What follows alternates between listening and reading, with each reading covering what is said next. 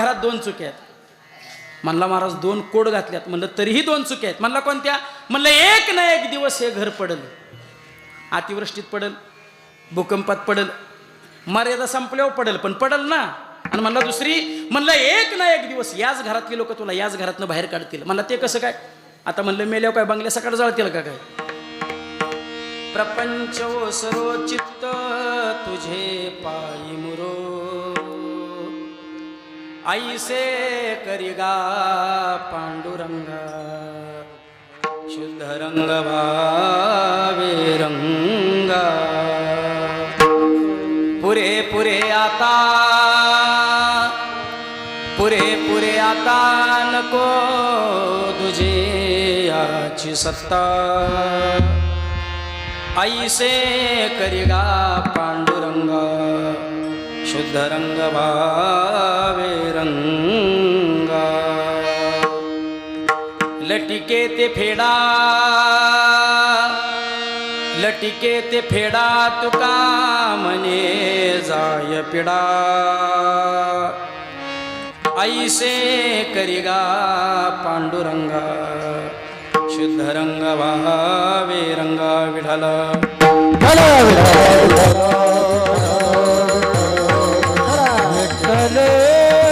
समचरण सरोजम सांद्र नीलाभुधाभं, जगननेत पाणी मंडन मंडनानां, तरुण तुलसी माला कंधर कंजनेत्रं,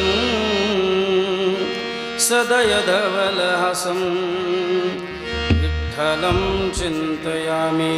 पंढरीच्या देवराया दंडवत तुझे पाया, दंडवत तुझे पाया, दंडवत तुझे पाया. पंढरीच्या देवराया दंडवत तुझे पाया, दंडवत तुझे पाया, दंडवत तुझे पाया.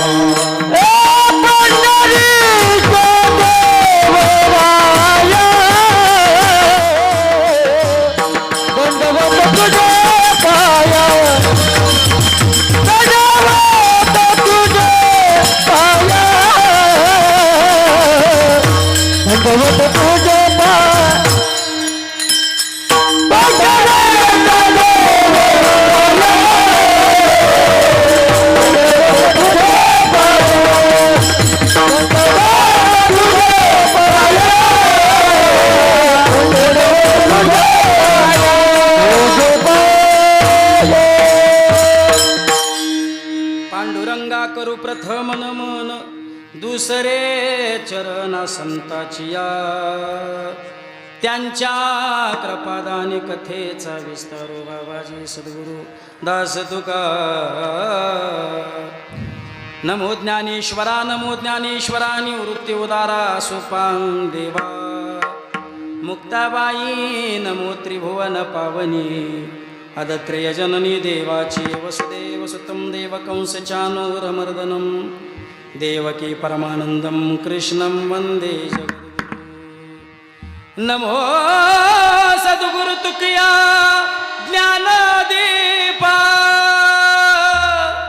नमो सद्गुरु सच्चिदानंद रूपा, नमो सद्गुरु भक्त कल्याण मूर्ती, नमो सद्गुरु भास्करा पूर्ण कीर्ती. अनुरेनुया थोकडा, अनुरेनुया थोकडा,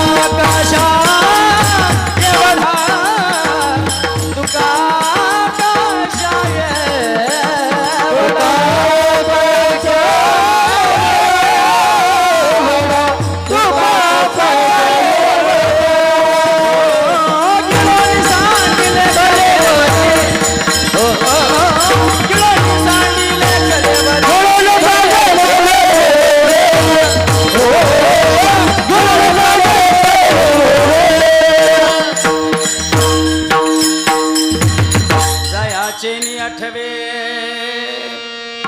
जयाचे नि आठवे शब्द सृष्टी अंगवे सारस्वत आघवे जिव्हेसी ते नमस्कारोनी आता मस्तक हे पायावरी या वार करी संतांच्या जयांचे केली स्मरण होय सकल विद्यांचे अधिकरणतेची बंधू श्रीचरण श्री गुरूंचे ते नमस्कारोनी आता प्रपंच ओ सर्व चित्त तुझे पायी मुरो ऐसे करी गा पांडुरंगा शुद्ध रंग विरंगा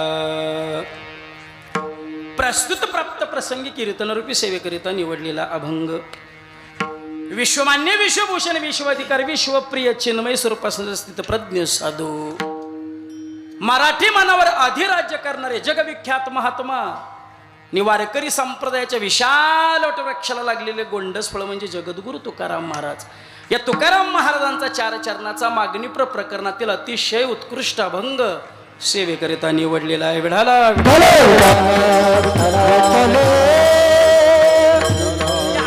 माध्यमातून जगद्गुरु तुकाराम महाराज पांडुरंग परमात्म्याकडे मागणी करतात.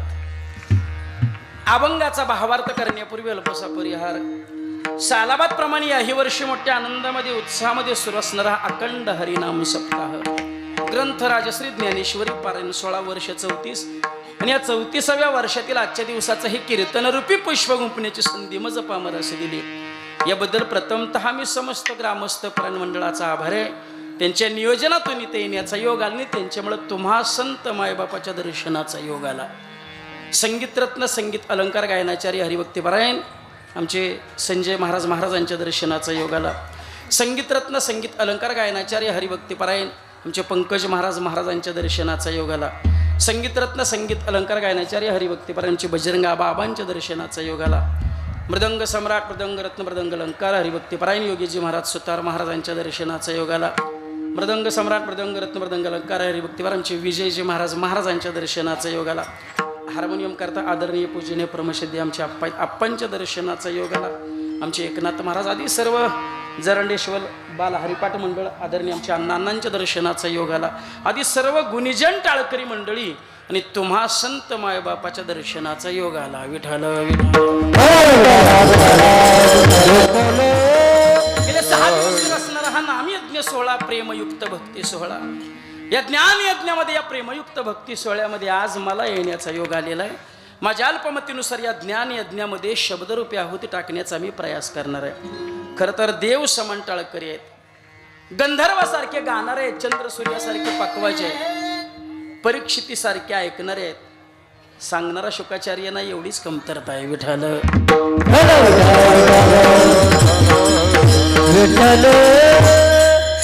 कीर्तनाची वेळ आहे 9 ते 11 आणि 9:45 वाजले. मलाच यायला थोडा उशीर झाला लांबचा प्रवास असल्यामुळं, म्हणजे पण काय हरकत नाही. दोन्हीतली कुठली तरी एक वेळ पाळावी या मताचा मी आहे. 9ची नाही पाळता आली आप्पा, 11ची पाळू, पण कुठली तरी एक वेळ नक्की पाळू.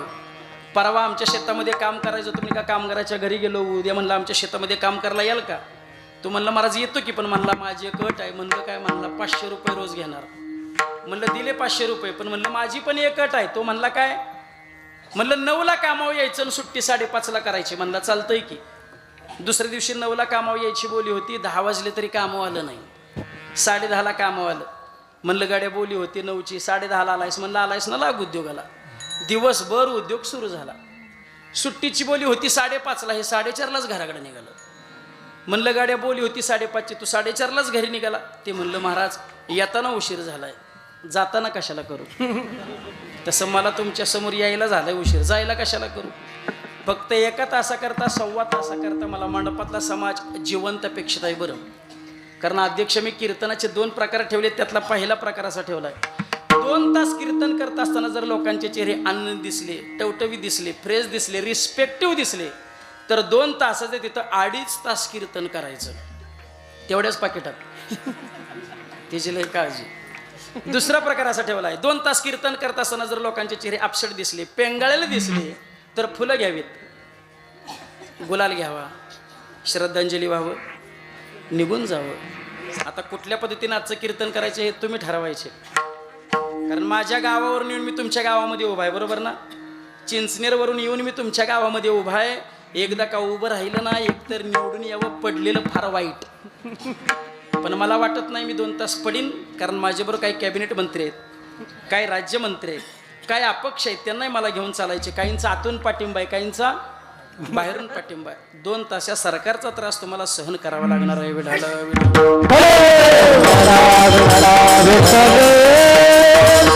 गेले 6 दिवस आपण भगवान परमात्म्याची जी सेवा केली, त्या सेवेच्या मोबदल्यात आज आपण भगवान परमात्म्याकडे मागणी करायची. भगवान परमात्म्याकडे मागणी करत असताना नेमकं काय मागावं हे जगद्गुरु तुकाराम महाराज या अभंगाच्या माध्यमातून तुम्हा आम्हाला शिकवतात. आज आपल्या नामयज्ञ सोहळ्यातील जागराचा दिवस, आज कार्तिकी एकादशी. याच कार्तिकी एकादशीला देवउठिणी एकादशी सुद्धा असं म्हणतात. आज पंढरपूरची यात्रा. 4 महिने भगवान परमात्मा निद्रावस्थेमध्ये असतात. आजच्या दिवशी भगवान परमात्मा ते निद्रेतून जागे होतात, म्हणून त्याला देवउठिणी एकादशी सुद्धा असं म्हणलं जातं. कार्तिकी एकादशी, आषाढी कार्तिकी, महापर्व थोर, भजनाचा गजर करीती तेथे, असं हे पंढरपूर. आणि आपण सध्या कुठं आहोत? कालचं कीर्तन पक्क तुमच्या डोक्यात बसलं. उद्यापर्यंत आपण एवढंच लक्षात ठेवायचं, आपण कुठे? पंढरपुरामध्ये. काय पंढरपूर आहे महाराज? उदंड पाहिले,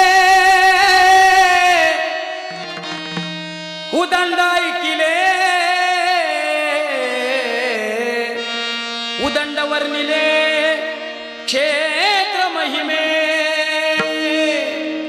ऐसी चंद्रभागा, ऐसे भीमातीर, ऐसी चंद्रभागा, ऐसे भीमातीर.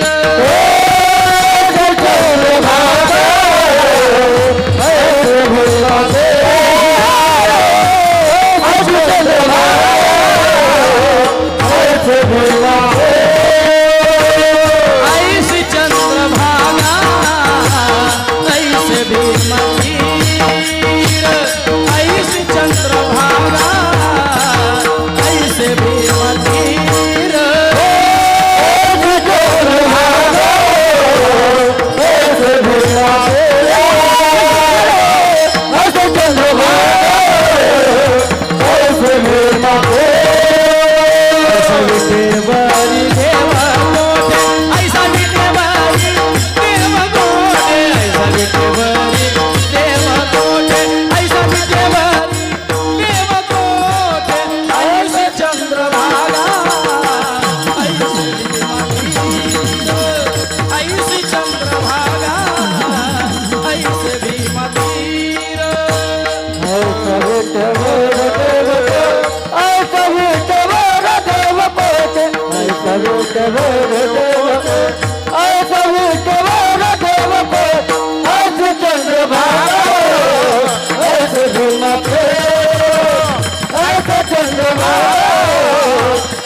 भीमातीर.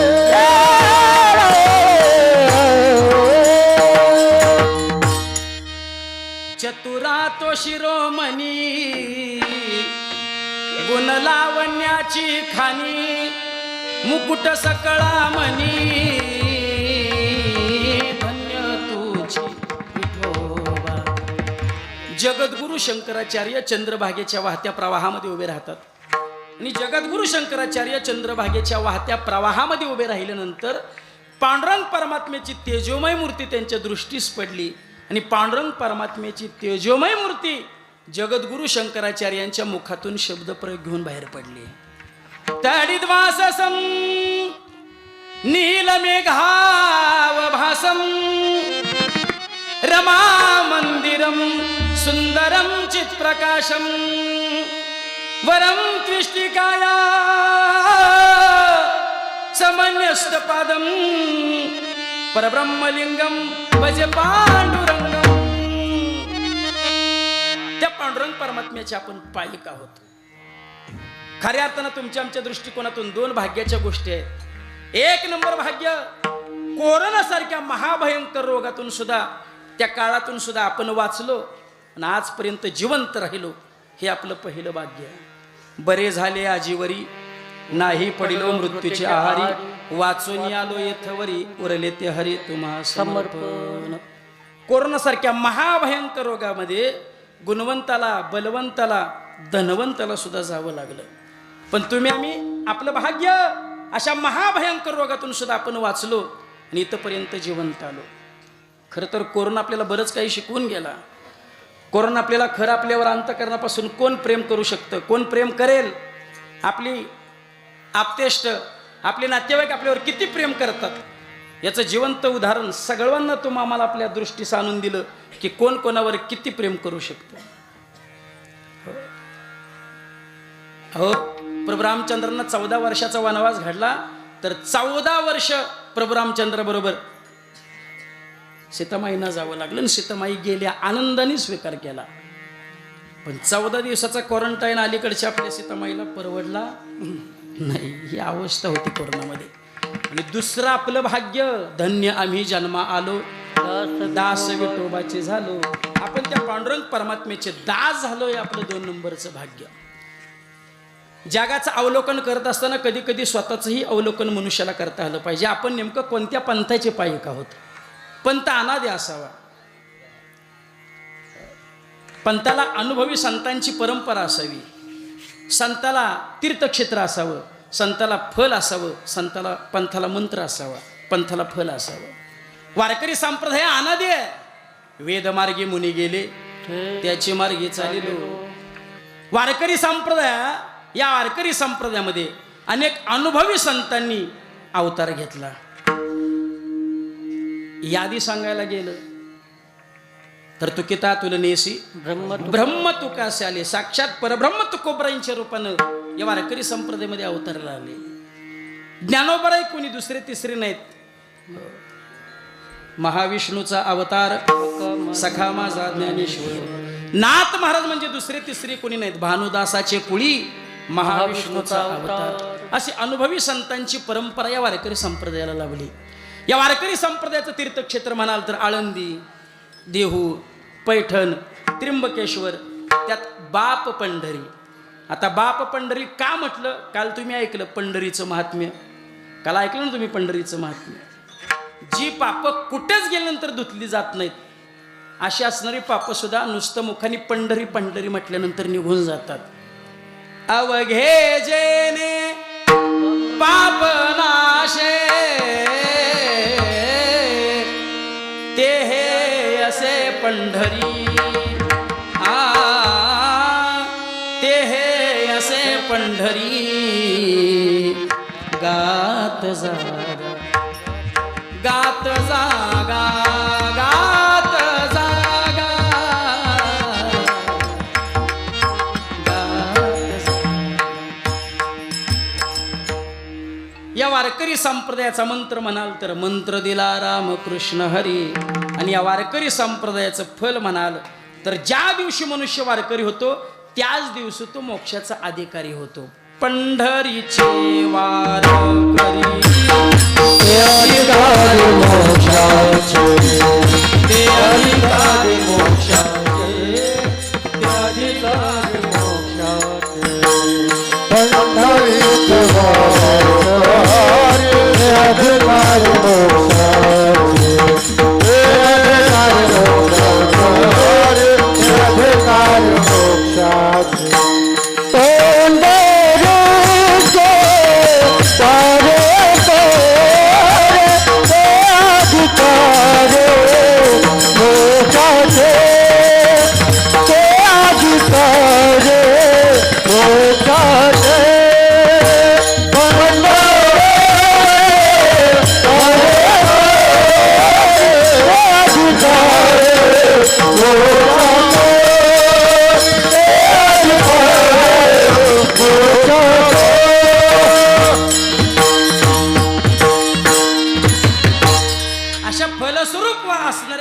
संप्रदायाचे आपण पायिक आहोत. आणि त्याच पांडुरंग परमात्म्याकडे जगद्गुरु तुकाराम महाराज या अभंगाच्या माध्यमातून मागणी करतात. वारकरी संप्रदायाच्या नियमानुसार जागराला मागणी पर अभंग असावा. आज आपण भगवान परमात्म्याकडे मागणीचा अर्ज सुपूर्त करावा. भगवान परमात्म्याने त्यावर सही करावी. उद्या काल्याच्या स्वरूपात तुम्हा आम्हाला प्रसाद द्यावा. विठ्ठल विठ्ठल. मागणी कोणी करायची? ज्यांनी 6 दिवस काया वाचा मनाने या ठिकाणी भगवान परमात्म्याची सेवा केली त्यांना आज मागण्याचा अधिकार आहे. मग नेमकं काय मागावं हे आजच्या अभंगातून आपल्याला शिकायचे आहे. जगातला प्रत्येक जीव भिकारी आहे. जगातला प्रत्येक जीव कोणा ना कोणासमोर तरी काही ना काहीतरी हात पसरून मागत असतो. सर्वसामान्य माणूस मागतो यात काही नवल नाही. कधी कधी संतही मागतात. संत मागतात यातही काही नवल नाही. कधी कधी देव सुद्धा मागतो. सर्वसामान्य माणूस प्रपंचाच्या समोर उभं राहून मागतो. संत हे देवाच्या समोर उभे राहून मागतात आणि कधी कधी देव संतांच्या समोर उभं राहून मागतो. तो भगवान परमात्मा वामन होतो, बटू होतो आणि बलीच्या दारामध्ये मागण्याकरता उभा राहतो. सर्वसामान्य माणूस प्रपंचाच्या समोर उभं राहून मागतो. प्रपंच मला सुख दे, प्रपंच मला सुख दे, आजपर्यंत मिळालं नाही म्हणून मला सुख दे. संत सुद्धा देवाकडे सुखाचीच मागणी करतात. प्रेम सुख देई, प्रेम सुख देई. मागणी दोघांचीही सारखीच आहे, परंतु सर्वसामान्याची इच्छा पूर्ण होत असताना आपल्याला दिसत नाही, मात्र संतांची इच्छा पूर्ण होत असताना आपल्याला दिसते. कारण संत ज्या वेळेला देवाकडे काहीतरी मागतात ना त्यावेळेला देवाचं काही मागत नाहीत, देवाला मागतात. न लगे मुक्ती धन संपदा संत संग दे सदा किंवा हेचे दान देगा देवा तुझा. एक देव आणि संत याच्या व्यतिरिक्त मागणी नाही. याच्या व्यतिरिक्त मागणी नाही. तुम्ही आम्ही जर देवाकडे मागायला गेलो तर काय मागतो? वाढावे संतान, गृही व्हावे धनधान्य. आपण देवाला मागत नाही, देवाचं काहीतरी मागतो. पण संत ज्या वेळेला देवाकडे काहीतरी मागतात ना त्यावेळेला देवाचं काही मागत नाहीत, देवाला मागतात. बोलण्याची नाही आता देवाविना काही. याच्या व्यतिरिक्त मागणी नाही. एक देव आणि एक संत. अखंड जया तुझी प्रीती मज दे तयाची संगती मग मी कमलापती तुझ बाणानी कंटाळा. किंवा देव वसे चित्ती त्याची घडावी संगती ऐसे आवडते मना देवा पुरवावी वासना. देव आणि संत याच्या व्यतिरिक्त मागणी नाही. वास्तविक पाहिलं तर मागणीचा धिक्कार करणारे जगद्गुरु तुकाराम महाराज या अभंगाच्या माध्यमातून का मागणी करतात याची फार मोठी पीठिका आहे. कारण हा तपस्वी जिने धिकजाचे म्हणणारे जगद्गुरु तुकाराम महाराज या अभंगाच्या माध्यमातून का मागणी करतात याची फार मोठी पीठिका आहे. जगद्गुरु तुकाराम महाराजांचा परमार्थ हा विश्वंभर बाबांपासून तुकोबरायांपर्यंत 8 पिढ्याची पंढरीची वारी. तुकाराम महाराज एक दिवस पंढरपूरला आले. चंद्रभागेचं स्नान केलं. चंद्रभागे स्नान विधी तो हरी कथा. चंद्रभागेचं स्नान करून वरती आले. चोखामेळाच्या समाधीचं दर्शन घेतलं. चोखोबराय तुम्हाला मार्गदर्शन करतात. आधी माझ्यासारखा चोख हो, मग आतमध्ये नाम आणि मग पांडुरंग परमात्मा. वरती आले, मंदिरापर्यंत आले. प्रसंग डोळ्यासमोर आणा. काकड्याची वेळ आहे. काकड्याला इतकी गर्दी, इतकी गर्दी, इतकी गर्दी, इतकी गर्दी. कोण कोण आलंय काकड्याला? देव आलेत, देवस्त्री आलेत. पंचप्राण आरत्या घेवनी देवस्त्रिया येती भावे. इतकी गर्दी, इतकी गर्दी, इतकी गर्दी. कुठून कुठपर्यंत? वाळवंटापासोनी महाद्वारापर्यंत. वाळवंटापासोनी महाद्वारापर्यंत.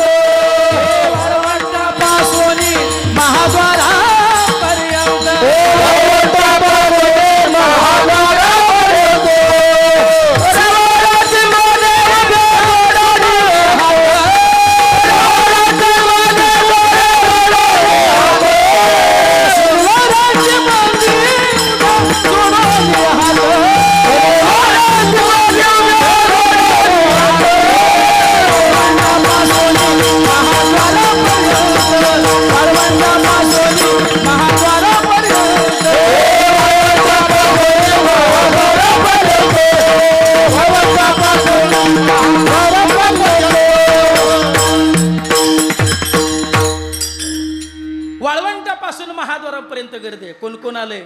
रंभादिक नाचती उभ्या जोडून हात. त्रिशूळ डमरू घेऊन आला गिरजेचा कांत. वाळवंटापासून महाद्वारापर्यंत. तुकाराम महाराज दर्शनाच्या रांगेमध्ये उभे राहिले. जसं जसं मंदिराच्या जवळ येऊ तसं तसं तुकाराम महाराजांच्या मुखातून शब्द बाहेर पडले.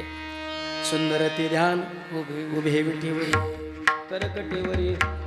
हळूहळू तुकाराम महाराज रावळात आले, गाभारात आले आणि महाराजांच्या मुखातून शब्द बाहेर पडले. अनंत जन्मीचे विसरलो दुःख, पाहता तुझे मुख पांडुरंगा, पाहता श्रीमुख सुखावले सुख, डोळ्यांची भूक नवजे माझ्या. नवे नवे आता कोटे धावे मन, आता कोटे धावे मन,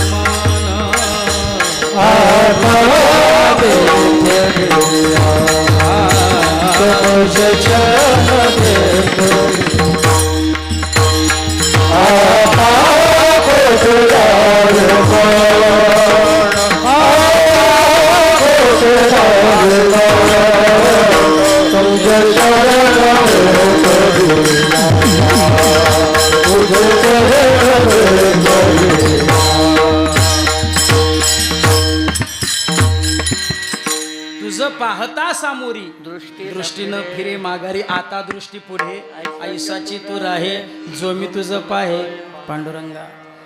पांडुरंग परमात्म्याचं दर्शन घेतलं. पांडुरंग परमात्म्याने तुकोबरांच्याकडे पाहिलं आणि तुकाराम महाराजांच्याकडे अट्टहास केला. तुकोबा, 8 पिढ्याची तुमची पंढरीची वारी, तुकोबा काहीतरी मागाव.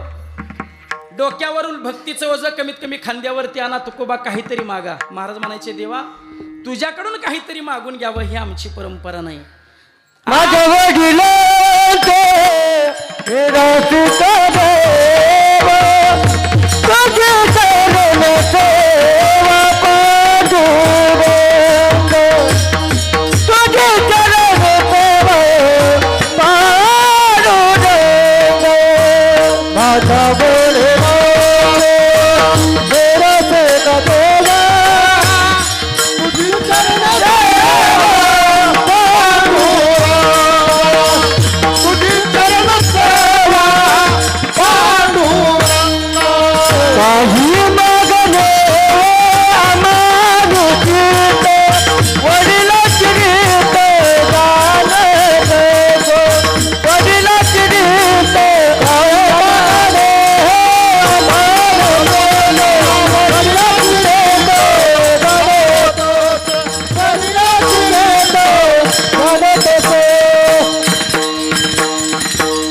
तुकाराम महाराजांनी देवाला सांगावं, काही मागणे हे आम्हा अनुचित, वडिलांची रीत जाणं. तसं देवा, उभ्या 8 पिढ्यात तुझ्याकडे कोणी काही मागितलं नाही, आणि आज जर मी तुला काही मागितलं तर माझे वाड वडील मला शाप दिल्याशिवाय राहणार नाहीत. देवा, मला तुझ्याकडून काहीतरी नको, तुझ्याकडून काहीतरी मागून घ्यावं, ही आमची परंपरा नाही. आमची काय परंपरा आहे? माझ्या वडिलांची मिरासे गा देवा, तुझी चरण सेवा पांडुरंग, तुझ्या चरणाची सेवा करणं ही आमची परंपरा आहे. देवा, मला तुझं काही नको. भगवान परमात्म्याकडे पाठ फिरवली आणि महाराजांचं भजन सुरू झालं. पण भगवान परमात्म्याने तुकोबरांच्याकडे पाहावा, अट्टास करावा, तुकोबा काहीतरी मागा, तुकोबा काहीतरी मागा. जन्माला आलेल्या प्रत्येक जीवाची धडपड धन मिळवण्याकरता चालली, संपत्ती मिळवण्याकरता चालली. महाराज, तुम्हाला धन देऊ का? धन. महाराज हसायला लागले. महाराज म्हणले, देवा तुझ्याकडून जर संपत्ती घ्यायची असती, धन घ्यायचं असतं तर 65 लाखाची जहागिरी सगळी खतपत्रेंद्रांच्या डोहात बुडवून दिली असती का? तुकोबराय काय गरीब होते का? त्या काळात तुकोबरांच्याकडे 65 लाखाची जहागिरी होती. 350 वर्षापूर्वी, 350 वर्षापूर्वीचे 65 लाख म्हणजे आत्ताचे किती झाले? त्या काळात 65 लाखाची जहागिरी होती. द्या तुकोबरांचं सोडून. तुकोबरांच्या सासऱ्याचं नाव होतं आप्पाजी गुळवे, पुण्याचे धनाढ्य सावकार आप्पाजी गुळवे. त्या काळात आप्पाजी गुळवेंच्याकडे 450 एकर ऊस होता. किती? सध्याच्या कृषी मंत्र्याकडे सुद्धा एवढा नसेल. अहो, शिरूर वरून येणारी मुळा मोठा नदी अडवायचं ठरलं. कशी नदी अडवायची? आप्पाजी गुळवे म्हटले, दगड धोंडे माती वाळून नदी नाही अडवायची. माझ्या घरात एवढं धान्य शिल्लक आहे, नुसती धान्य नदी अडवायची. आता एवढा श्रीमंत माणूस आपली लेख कोणी भिकारला देईल का? तुकाराम महाराज सुद्धा तेवढ्याच तोला मोलाचे श्रीमंत होते, पण सगळी संपत्ती समाजाकरता वाटून दिली, दारिद्र्य स्वीकारलं. ही परिस्थिती छत्रपती शिवाजी महाराजांनी पाहिली आणि छत्रपती शिवाजी महाराजांनी जगद्गुरु तुकाराम महाराजांना नजरांना पाठवला, पण त्या नजरेचा स्वीकार केला नाही. गोड शब्दात सांगितलं, सोने रुपया महामृत्यू के समान, माणिक पाषाण खडे जैसे, सोने आणि माती आम्हा समान हे चित्ती. जगाचं कल्याण करण्यासाठी निघालेल्या संतांच्या ठिकाणी त्याग आणि समर्पण असणं गरजेचं आहे. त्या काळात तुकोबरायांच्याकडे एवढी जहागिरी होती, पण आपलं संपूर्ण जीवन एका चतकुर भाकरीच्या तुकड्या करता आपला संपूर्ण देह चंदनवत झिजवला आमच्या जगद्गुरु तुकोबरायांनी. बाईल मेली नाही परतून पाहिलं, संतू नावाचा मुलगा मेला नाही परतून पाहिलं. केवळ आणि केवळ धर्माचं काम केलं, केवळ धर्माचं काम. संसाराच्या नावे घालोनी शून्य वाढता हा पुण्य धर्म केला. हरी भजनी हे ढवळी जग. केवळ धर्माचं काम. आपण लेका माळकरी असून सप्त्याला वर्गणी देत नाही. अगदीच दिला तर ₹100 देऊ, त्यात बी 9 जण जेवायला येऊ, राहिलेली बुंदी घरी बांधून नेऊ. काला झाल्यावर तुम्हाला हिशेब मागू, हिशेब नाही पटला तर दिलेला ₹100 सुद्धा परत घेऊ. काय समर्पण आहे, काय समर्पण आहे. अजून 75% लोक वर्गणी द्यायची राहिली.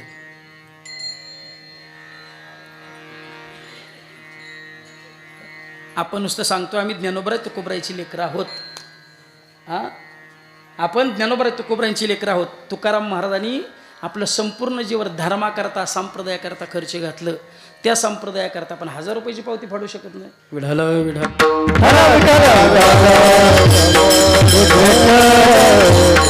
महाराजांना माहित होतं द्रव्याची पाठी कळी काळाचा लाग मनवोय संग खोटाचा. द्रव्याच्या पाठीमाग 15 अनर्थ लागलेले असतात. द्रव्य कमवताना दुःख, द्रव्य सांभाळताना दुःख. नि चोरीला गेलो का आनंद आहे का? चाहीपेक्षा जास्त दुःख. संपत्तीनं जर जीवाला सुखाची प्राप्ती होत असती मायबाप, तर रावण दुःखी ठरला असता का? केवढा मोठा रावणाचा प्रपंच होता. महाराज वर्णन करतात. इंद्र बारी चंद्र छत्रधरी यम पाणी वाहे घरी. वायू सर्वदा पूजे ओसरी विदितेत करी दळण कांडन. अश्विनी कुमार दोन्ही परिमळ द्यावे श्रिय सलागोनी. विलंब होता अर्धक्षणी दासी धावनी धुमत असे. मैरान देव कानडे करते राक्षसांच्या दाड्या खाडे. अरसान दावी जया पुढे तोची रोकडे बुकाडी. नवग्रहाची पिडा गाडी ते रावणे घातले बांधवडी. पायी घालून या बेडी पायरी तळी अडकविले. विघ्न न राहू शके जया पुढे तो गणेश होऊनी बापुढे.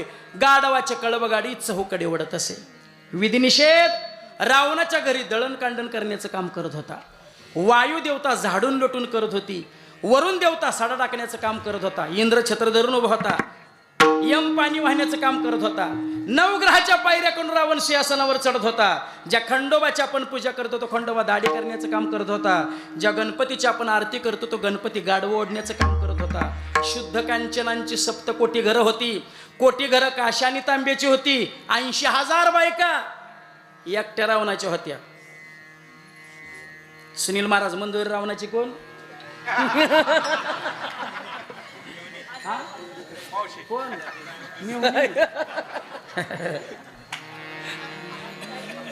सोबदाराचा बी जरा तरी अभ्यास अशी गत होती. मग विठ्ठल विठ्ठल 80,000 बायका एकट्या रावणाच्या होत्या. 1,00,000-1,15,000 मुलं, 2-2.5 लाख नातू. मला वाटते रावण आत्ता पाहिजे होता. विधानसभेच्या 15-20 जागा घरच्या मतावर हाणल्या असत्या. शरद पवार गट, अजित पवार गट, उद्धव ठाकरे गट, एकनाथ शिंदे गट, मध्ये अजून एक गट बसला असता रावण बापू गट. ह्यांनी रावणाला युतीत घेऊन महाराष्ट्र चालवला असता. एवढा मोठा रावणाचा प्रपंच मायबाप. पण एवढ्या मोठ्या रावणाच्या प्रपंचाने रावणाच्या इच्छा पूर्ण ठेवल्या. मला असं वाटतंय रावणाच्या जर इच्छा पूर्ण झाल्या असत्या तर सोन्याला सुगंध सुटला असता. रावणाच्या जर इच्छा पूर्ण झाली असतं तर समुद्राचं पाणी गोड झालं असतं. रावणाच्या जर इच्छा पूर्ण झाली असतं तर स्वर्गाला शेडी लावून चढता आलं असतं. एवढा मोठ्या रावणाचा प्रपंच जर रावणाची इच्छा पूर्ण ठेवत असेल तर माझी विनंती आहे तुम्हाला, तुम्ही तुमच्या प्रपंचापासून तुमच्या इच्छा पूर्ण होतील याची कधीच इच्छा करू नका. म्हणून मोठं होण्याच्या भानगडीत पडू नका. मोठ्याला खूप त्रास असतो महाराज. जया अंगी मोठे अंगी मोठे पान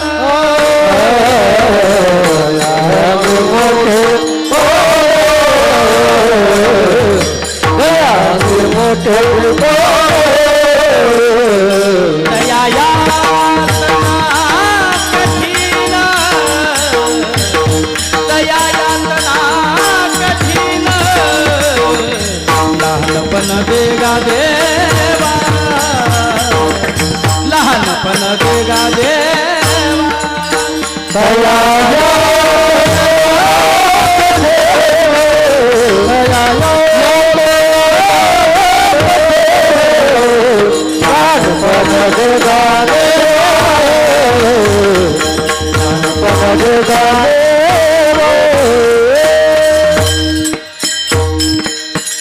जयांगी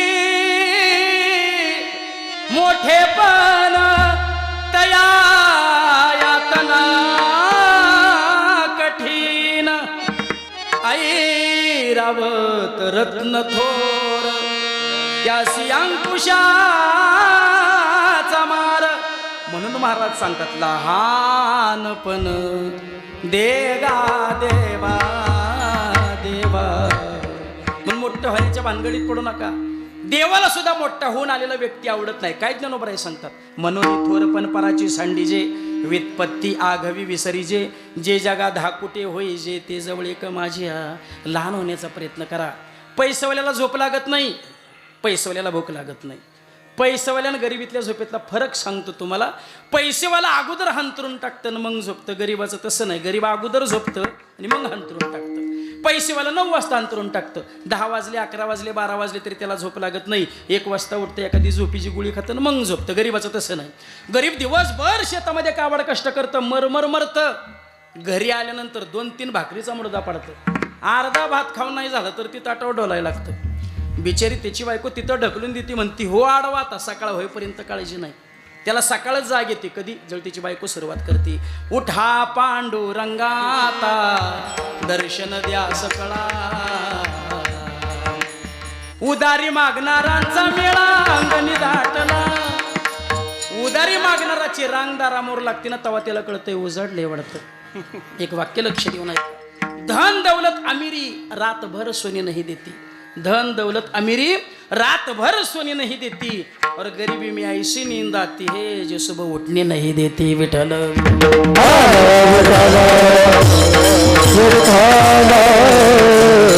100 पोरांचा बाप भारताचा सम्राट धृतराष्ट्र आरण्यामध्ये कुत्र्यासारखा जळून मेला. पण ज्या आमच्या तुकोबऱ्यांना बसायला पोतं नव्हतं, ज्या आमच्या तुकोबऱ्यांना खायला अन्न नव्हतं, त्या तुकाराम महाराजांना मात्र जगाचा बाप मोराळकी म्हणून न्यायला आला. गरुडावर बैसोनी माझा काही वारी. मोठं होण्याच्या भानगडीत पडू नका. अहो द्वारका सोन्याची होती, लंका सोन्याची होती, एकाची बुडाली आणि एकाची जळाली. मोठं होण्याच्या भानगडीत पडू नका. मला सांगा, अगदी पोय नाक्यावरती, अगदी पवई नाका ते राजवाड्याच्या दरम्यान कसा गुंटा चाललाय हो. सगळी तुम्ही वारकरी, तुम्हाला गुंट्यातलं काय माहित नसेल नाही का. हा एकरवाली इकडे आहेत का गुंठा नाही, म्हणजे तुम्ही हलकं फुलकं घेतच नाही. एकराचाच खेळ. पण पोय नाका ते राजवाडा कसा गुंटा चालला असेल अंदाज गणेश साहेब काटे साहेबांना माहिती किती. 1 कोटी रुपये. चर्चाच न केलेली बरी. हा ती पण भेटत नाही आहे की नाही. बरं मग पवई नाक्यावरती 5 गुंठ्यामध्ये 5 मजली इमारत आणि इमारतीच्या खाली 5-6 फोर व्हीलर. कोण्या गरीबाचे असतील गाव, गरीबाचे असतील. गडगंज श्रीमंताच्या. तिनं सकाळी 9 वाजता कारभाराला फोन केला. म्हणजे का म्हणे आज किती तारीख, आज तारीख किती 2 तारीख. ती म्हणली तुम्ही विसरलाय बरं. तो म्हणला काय ग. अहो म्हणले आज आपल्या लग्नाचा पहिला वाढदिवस. तो म्हणला कामाच्या व्यापात विस्मरण झालं. काय बेत. ती म्हणली काय नाही, दुपारी 12 ते 3च्या शोला 7 स्टारला चित्रपट पाहायला जायचं. वेड हा वेड पिक्चर पाहायला जायचं. तो म्हणला काय हरकत नाही, तू तयार होऊन बस. आलोच म्हटलं घरी. कपाटातून नवीन साडी काढली, नवीन साडी नेसली. 11:15 वाजता तिनं पुन्हा फोन केला. निघाला आलोच तर तू तयार तर होऊन बस. केसावर भरगतचा गजरा भरला, आरशासमोर उभी राहिली, छान मेकअप केला. 11:15ला पुन्हा फोन केला. निघाला का नाही, तिकडून आवाज आला आलो असतो ग, पण मी जर इथं मिटिंग अर्धवट सोडली तर आपलं 2 कोटीचं नुकसान आहे. तिनं धाडदिशी फोन आपटला, केसावरचा गजरा इसकोटून टाकला, नवीन साडी फेडली, जुनी साडी नेसली. बाल्कनीत दोन्ही गुडघ्याच्या मध्ये मुंडकं घालून डासा रडत बसली. बाल्कनीच्या खाली रस्त्यावर डांबर टाकायचं काम चाललं होतं, त्याची खडी रस्त्यावर येऊन पडली होती. आणि एक नवरा बायकोचं जोडपं हातोडीने घाणानीने भर उन्हाच्या तडाक्यामध्ये ती खडी फोडत होते. दोघांचा संवाद वरून मॅडम ऐकत होत्या. दोघांचा संवाद. उन्हाची रखरख वाढली. आणलेली न्याहारी सोडूया, भोजन करूया आणि राहिलेलं ढीग नंतर फोडूया. रस्त्याच्या कडेला टपरी होती. टपरीच्या सावलीला दोघं नवरा बायको जेवायला बसले. आणलेली शिदोरी सोडली. त्यात चपाती नव्हती, भाकरी होती. ती सुद्धा ज्वारीची नव्हती, बाजरीची होती. ती सुद्धा ताजी नव्हती, शिळी होती. जोडीला चटणी होती. त्याच्यावर तेलाची धार नव्हती, पाण्याची धार होती. तो एक घास घ्यायचा, तिला भरवायचा. ती एक घास घ्यायची, त्याला भरवायची. आनंदानं प्रेमानं हसत खेळत भोजन करायचे. बाल्कनीतनं मॅडम पाहायच्या. मॅडमनी हे चित्र पाहिलं आणि आबाळाकडं तोंड केलं. म्हणली, हे देवा, ही माझ्या भाग्याला कधी याचं. पैसा मिळवण्याच्या भानगडीत पडू नका, लहान होण्याचा प्रयत्न करा. महाराजांना माहीत होतं या संपत्तीनं भाल्या भाल्यांना कामाला लावला. हो, जगप्रसिद्ध नाव मायकल जॅक्सन. मायकल जॅक्सनने संकल्प केला होता, या संपत्तीच्या जोरावर आपण 135 वर्ष जगायचं. किती? 135 वर्ष. आणि आपण 135 वर्ष जगावं अशी सगळी व्यवस्था त्याने करून ठेवली होती. 12 डॉक्टरची टीम दिवसातून 3 वेळा त्याला चेकअप करत होती. त्याचा चहा, त्याचा नाश्ता, त्याचं भोजन पहिल्यांदा लॅबला टेस्टिंग व्हायचं आणि मग तो चहा नाश्ता भोजन करायचा. भविष्यामध्ये आपला लिव्हर खराब झाला, किडनी खराब झाली, डोळे निकामी झाले तर प्रत्येक अवयवाकरता स्वतंत्र डोनर तयार करून ठेवला होता आणि त्यांना आयुष्यभर सांभाळण्याचं ॲग्रीमेंट करून ठेवलं होतं.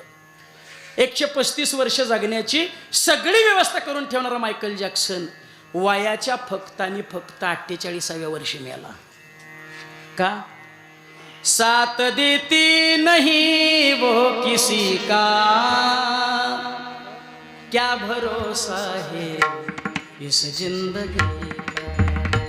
वो जिंदगी एक किराए का घर है, एक ना एक दिन बदलना पड़ेगा. मौत जब तुझको आवाज देगी, घर से बाहर निकलना पड़ेगा. संपत्ती मिळवण्याकरता पोरं उभी करू नका. पैसा मिळवण्याकरता पोरं उभी करू नका. पोरं नुसती पैसा मिळवण्याकरता उभी करू नका. त्यांना योग्य संस्कार द्या. पोरं भरपूर हुशार आहेत. द्या शहरातील वृद्धाश्रमांना भेट. त्या वयोवृद्ध मायबापाला विचारा, तुमची मुलं काय करतात. कोणी सांगेल डॉक्टर आहे, वकील आहे, इंजिनियर आहे, क्लास 1 ऑफिसर आहे, PS आहे, परदेशामध्ये जॉब करतो. पण त्यातला एकही आईबाप तुम्हाला असं सांगणार नाही की माझा मुलगा शेतकरी आणि माझा मुलगा वारकरी आहे. मग त्या देशाचा तो सुशिक्षितपणा काय कामाचा. त्या देशाचा तो सुशिक्षितपणा काय कामाचा. जो आपल्या जन्मदात्या मायबापाचा आदर करत नसेल तो सुशिक्षितपणा काय कामाचा. म्हणून पोरं नुसती शिकवू नका, त्यांना योग्य संस्कार द्या. पोरं काय कमी हुशार नाहीत, पोरं भरपूर हुशार आहेत. आभाव आहे तो संस्कारांचा आभाव आहे. पोरं काय कमी हुशार आहेत. 5 वर्षाच्या पोराच्या हातात कोणत्याही कंपनीचे अँड्रॉइड मोबाईल द्या, त्या मोबाईलमधली जेवढी पोराच्या बापाला अक्कल नाही तेवढी पोराला अक्कल आहे. पोरं काय कमी हुशार आहे. गुरुजींनी विद्यार्थ्यांना सांगितलं, पोरानो रेल्वेचं चित्र काढा. सगळ्या पोरांनी रेल्वेचं चित्र काढलं. एका पोरानं नुसताच बोगदा काढला. गुरुजी म्हणले रेल्वे कुठं आहे. ते म्हणलं बोगद्यात शिरली ना. सगळ्याला मार्क दिली, याला मार्कच दिलं ना. ते म्हणलं गुरुजी मला मार्क. गुरुजी म्हणले रेल्वे बोगद्यातनं बाहेर पडले होते. पोरं काय कमी हुशार नाहीत, पोरं भरपूर हुशार आहेत. आभाव आहे तो संस्कारांचा आभाव आहे. हो, देव देश धर्म करता आपली पोरं उभी राहिली पाहिजेत. सध्या धर्महीन विचारहीन संस्कृतीहीन पिढी या महाराष्ट्राच्या मातीमध्ये जन्माला आली. वाराणसीतली कथा आहे. खंडेवाल नावाचा महात्मा, 80 कोटीची स्वतःची प्रॉपर्टी, आध्यात्मिक लेखक, भरपूर पैसा, भरपूर श्रीमंती, गव्हर्नमेंटनी पद्मश्री पुरस्काराने सन्मानित केलेला महात्मा, 80 कोटीची प्रॉपर्टी. पण दोन्ही पोरांनी बापाच्या नावाची सगळी प्रॉपर्टी आपल्या नावे करून दिली, बापाला घरातनं बाहेर काढलं. ते श्रीनाथ खंडेवाल 80 कोटीची प्रॉपर्टी असणारा महात्मा 1 वर्ष वृद्धाश्रमामध्ये राहिला. 1 वर्ष झाल्यानंतर त्याच वृद्धाश्रमामध्ये त्यांनी आपला देह ठेवला. वृद्धाश्रम चालकाने त्या परदेशामध्ये असणाऱ्या त्यांच्या मुलांना फोन केले, तुमचे वडील वारलेत, विधी करण्याकरता तुमच्यातलं कोणी शिल्लक नाही, तुम्ही या आणि तुमच्या वडिलांचा विधी करून जा. पोरांनी स्पष्ट शब्दात सांगितलं, कामाची व्यस्तता एवढी वाढली, येणं शक्य होणार नाही. तुम्हाला शक्य होत असेल तर आमच्या वडिलांच्या पार्थिवावर तुम्ही अंत्यसंस्कार करा. नाहीतर त्यांचं प्रेत कुठंही अरण्यामध्ये जंगलामध्ये फेकून द्या, पण पुन्हा आम्हाला फोन करू नका. 80,000 कोटीचा मालक, भारत देशातील 3 नंबरचा श्रीमंत, मुंबई सारख्या शहरामध्ये 36 मजली ज्याची इमारत आहे, रेमंड कंपनीचा संस्थापक अध्यक्ष विजयपत सिंघानिया सध्या भाड्याच्या खोलीत राहतोय.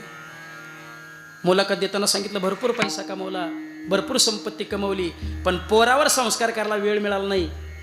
आज पोरांनी घरातनं बाहेर काढले. अशा वेळेला फक्त एवढेच शब्द आठवतात, नाही रे नाही कुणाचे कोणी, ओ, नाही रे नाही कुणाचे कोणी, नाही रे नाही कुणाचे कोणी, नाही रे नाही कुणाचे, बहीण कुणाची भाव कुणाचा, कोण कुणाचे सगळे सोय रे, मागे सर्वच राहील तुटतील धागे डोळे, प्राणा माईचा बाजार हो, नाही रे नाही कुणाचे कोणी, ओ, नाही रे नाही कुणाचे कोणी, नाही रे नाही कुणाचे कोणी, नाही रे नाही कुणाचे कोणी.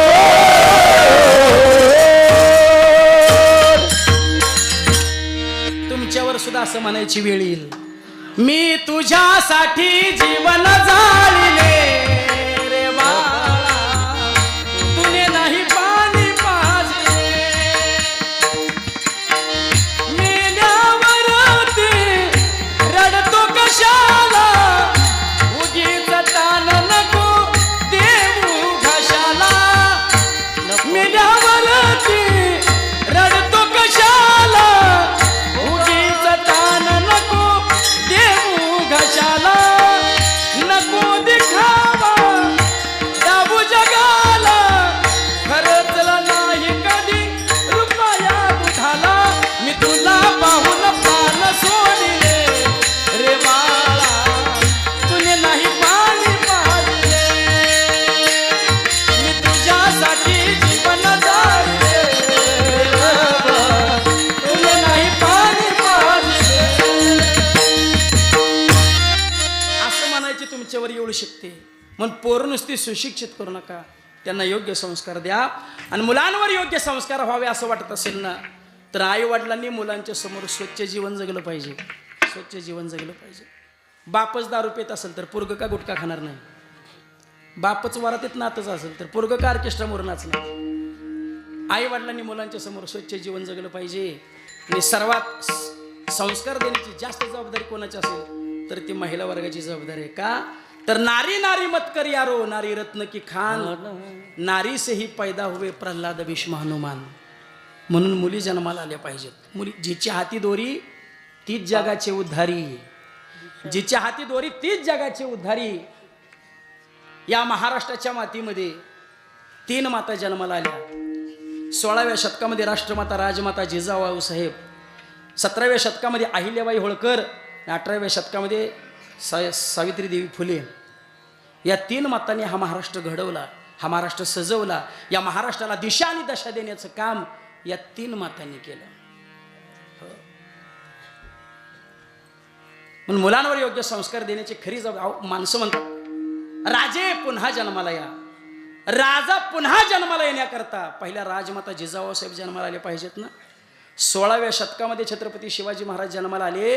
त्या छत्रपती शिवाजी महाराजांना पदराच्या आड दूध पाजणारी राजमाता जिजाऊ साहेब होते. आता पदरच राहिला नाही, कसे शिवाजी महाराज जन्माला येतील. विढाल विढाल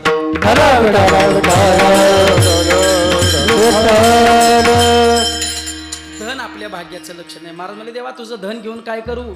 देवा मला तुझं धन नको. महाराजांनी पाठ फिरवली. महाराजांचं भजन सुरू झालं. पण पुन्हा भगवान परमात्मेनं तुकोबरांच्याकडे पाहतो. तुकोबा काहीतरी मागा, तुकोबा काहीतरी बसला. 10 वर्ष जरी पाऊस पडला नाही तरी तुम्ही तुमच्या घरी आता काय पाण्यात रांधलेल्या कन्या खाल का. अलीकडच्या पोरांना कन्या म्हणजे काय माहीत नसेल. मग तुम्ही खाणार नाही. मग तुम्हाला काय वाटलं चोपदार खातील होईल. काय 2 दिवस झाले मला माझ्या गोष्ट गाव आले. मग तुम्हाला काय वाटलं गायक मंडळी खातील, पकवाजे खातील, कीर्तनकार तर मुळीच खाणार नाही. 2 दिवस अगोदरच फोन असतोय जेवणाचं काय बेत आहे. खातम पितम तुपम राहतम. जर का सप्ते बंद पाडले महाराज लोकांनी. विढाल महाराजांच्या घरी भगवान परमात्म्याने पाण्यात रांधलेल्या कन्या खाल्ल्या. त्या खाताना सुद्धा गंमत अशी झाली. कन्या पाण्यात रांधल्या ना त्यावेळेला कन्या कमी पाणी जादा. त्या कन्या पात्रात वाढल्या तर कन्या पाण्याबरोबर व्हायला लागल्या. देव म्हणले तुकोबा आत्तापर्यंत एवढी राक्षसं मारली, एवढी कामं केली, सगळी कामं 2च हाताने केली. पण तुमच्या घरच्या कन्या खाताना मात्र चतुर्भुज व्हावं लागलं. 3 हाताने कन्या अडवून धरले आणि 1 हाताने खाल्ल्या. असं घर होतं महाराजांचं. एकाने मला वास्तुशांतीला निमंत्रण दिलं. 2 कोटीची इमारत, 4 मजली इमारत. पहिल्या मजल्यावर गेले होते ना. मला विचारलं महाराज कसं वाटलं घर. म्हणलं छान आहे, भरपूर पैसा. तसं घरही छान आहे. दुसऱ्या मजल्यावर गेल्यावर पुन्हा विचारलं कसं वाटलं घर. म्हणलं अप्रतिम. तिसऱ्या मजल्यावर गेल्यावर पुन्हा विचारलं कसं आहे घर. म्हणलं छान सुंदर.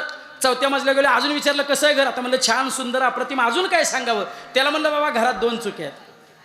म्हणला महाराज 2 कोड घातल्यात. म्हणलं तरीही 2 चुक्या आहेत. म्हणला कोणत्या. म्हणलं एक ना एक दिवस हे घर पडल. अतिवृष्टीत पडल, भूकंपात पडल, मर्यादा संपल्यावर पडल, पण पडल ना. आणि म्हणला दुसरी. म्हणलं एक ना एक दिवस याच घरातली लोक तुला याच घरातनं बाहेर काढतील. म्हणलं ते कसं काय. आता म्हणलं मेल्यावर काय बंगल्या सकाळ जाळतील का काय. इकडची काय पद्धत आहे बंगल्या बाहेर अंगणातच ना.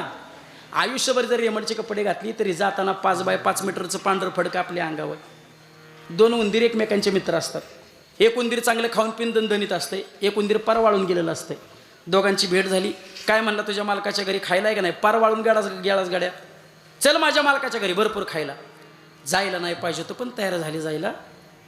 2 उंदीर एका ज्वारीनं भरलेल्या कणगीत शिरले. 1 महिना त्या कणगीत राहिला. इतकं खाल्लं, इतकं खाल्लं, इतकं खाल्लं. आता आपल्याला कळत नाही ना फुकटचं मिळालं किती खावं. तशी त्या उंदराची अवस्था झाली. मित्राही पेक्षा तब्येत मजबूत झाली. हा दणदणीत झाला, मजबूत झाला. पण वेळ राहिलं बारीकच. 1 महिना कणगीत राहिल्यानंतर 1 महिन्यानी घरात बायका पोराची आठवण झाली. म्हणला जातो घरी. आता हे आज जाताना होतं बारीक, बीळ होतं बारीक. आत गेलं 1 महिना खाऊन पिऊन दणदणी झालं. हे दणदणी झालं पण बीळ राहिलं छोटं. बिळातच बसला. पुन्हा 1 महिना त्या कणगीत राहिला. कसा राहिला. उपाशी राहिला. पुन्हा होता तसा झाला आणि मग बाहेर आला. मग तुला होतं तसं व्हायचं होतं तर आत गेला तसंच कशाला. तसं आपण येताना आलो उघड, जाताना जाणार उघड, मग मध्ये आकडायचं कशाला. ठेविली अनंते तैसेचे राहावे, चित्ती असू द्यावे समाधान. महाराज म्हणले मग असलं नाश पावणारं घर देताच कशाला. आणि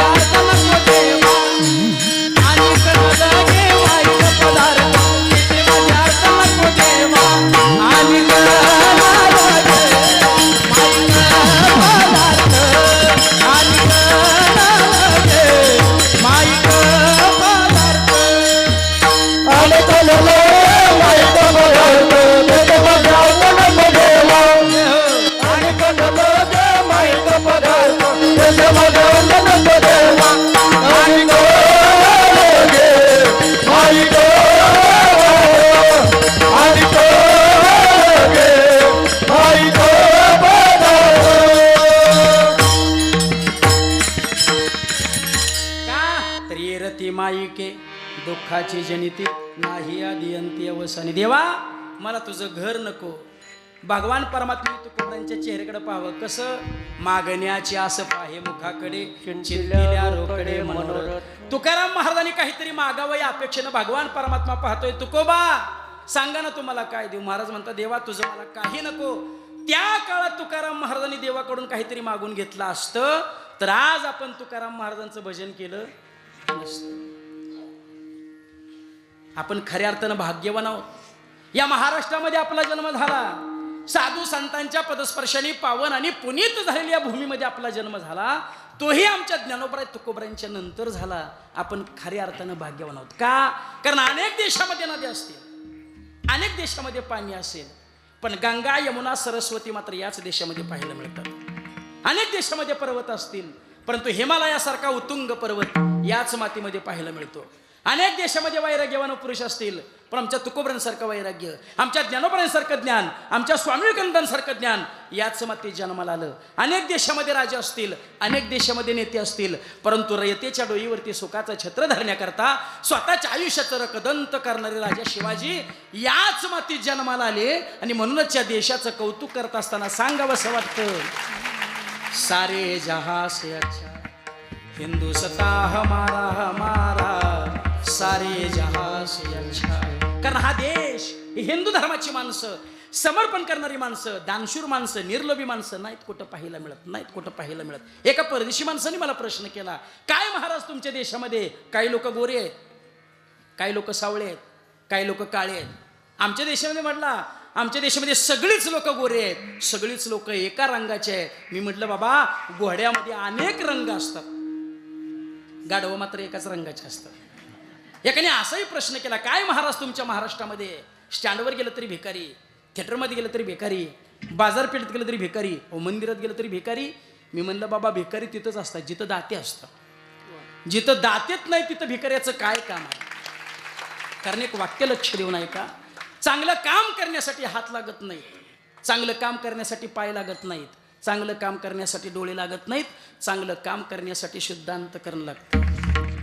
शुद्ध अंतकरण असेल तर दुसऱ्याच दुःख कळेल ना, शुद्ध अंतकरण असेल तर दुसऱ्याच दुःखात सहभागी होता येईल ना. ज्याला अंतकरणच नाही त्याला दुसऱ्याचं दुःख कसं कळेल. मी हात कोण देता मला माहित नाही, हे पाय कोण देता मला माहित नाही, हे डोळे कोण देता मला माहित नाही, परंतु शुद्ध अंतकरण देण्याचं काम या देशातलं अध्यात्म करतं हे मात्र आपल्याला नाकारता येणार नाही.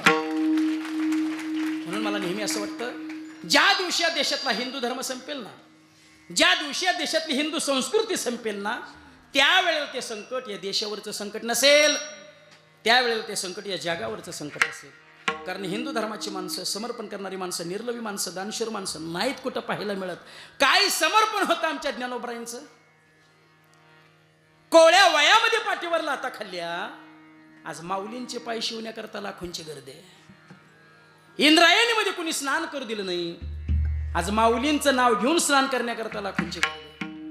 मांड भाजण्याकरता, मांड खाण्याकरता भांड मिळालं नाही, आज चांदीच्या ताटावर, चांदीच्या पाटावर नैवेद्य आहे. संत होते तेव्हा समाजाला कधीच कळले नाहीत. ऐका, जगातला सर्वात मोठा चमत्कार, जगातला सर्वात मोठा चमत्कार आमच्या विश्वमाऊली ज्ञानोबरायांनी केला. अहो, एका बाईला एका मुलाची आई होण्याकरता 18 वर्ष पूर्ण लागतात. एका बाईला एका मुलाची आई होण्याकरता 18 वर्ष पूर्ण लागतात. पण आमचे विश्वमाऊली ज्ञानोबराय वयाच्या 16व्या वर्षी अखंड वैराग्य संपादन करून संपूर्ण विश्वाची माऊली ठरले. हा जगातला सर्वात मोठा चमत्कार. अजून एक वाक्य बोलू. विश्व निर्माण करणाऱ्या भगवान परमात्म्याला जेवढा या जगावर उपकार करता आला नाही ना, त्याच्या कित्येक पटीने जास्त उपकार या महाराष्ट्रावर ज्ञानेश्वर महाराज, तुकाराम महाराजांनी, छत्रपती शिवाजी महाराजांनी केला. केले उपकार बापला करी ऐसे माय धर्म त्यांच्या देखील माय दिले अक्षया बयदान केले उपकार बापला करे ऐसी माय धर्म त्यांच्या देखील माय दिले अक्षया बयदान.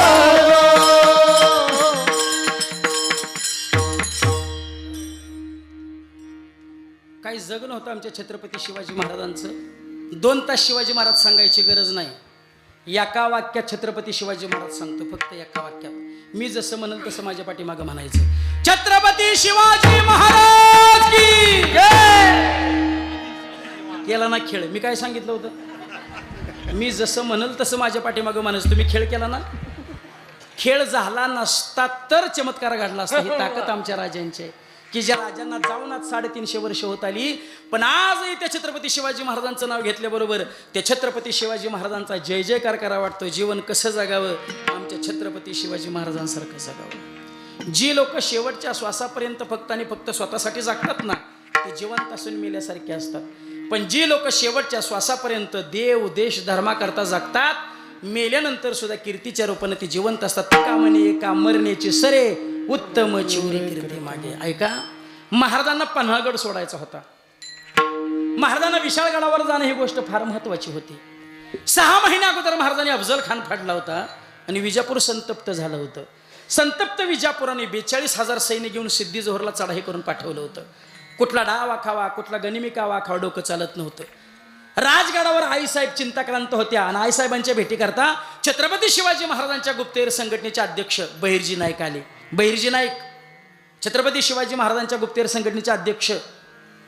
रामुशी गडी, सांगली जिल्हा, खानापूर तालुका, बानूरगड त्यांचं गाव. जातीनं रामुशी गडी महाराजांच्या गुप्तहेर संघटनेचा अध्यक्ष होता. का तर रामुशी समाज हा धाडशी असतो आणि माग काढण्यात पटायत असतो. बहिर्जी नाईक वेगवेगळी रूपं घ्यायचे, दुश्मनाच्या तंबूत जायचे, दुश्मनाची सगळी माहिती काढायची आणि राजाला येऊन सांगायचे आणि मग त्याच्या युद्धाची रणनीती ठरायची. बहिर्जी नाईक रूप बदलण्यात पटाईत होते. कधी कधी बहिर्जी नाईकांनी खांद्यावर घोंग टाकावं, हातामध्ये काठी घ्यावी. धनगरी बाबा गावात धनगरी बाबा सुंबरान मांडील गा, सुंबरान मांडील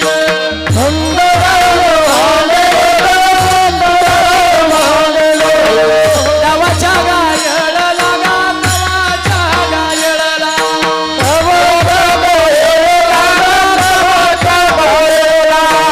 धनगराची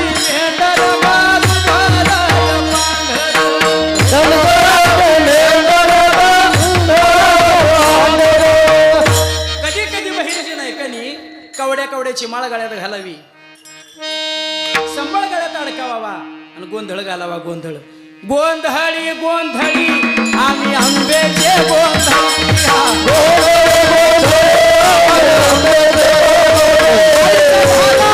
गोंधळ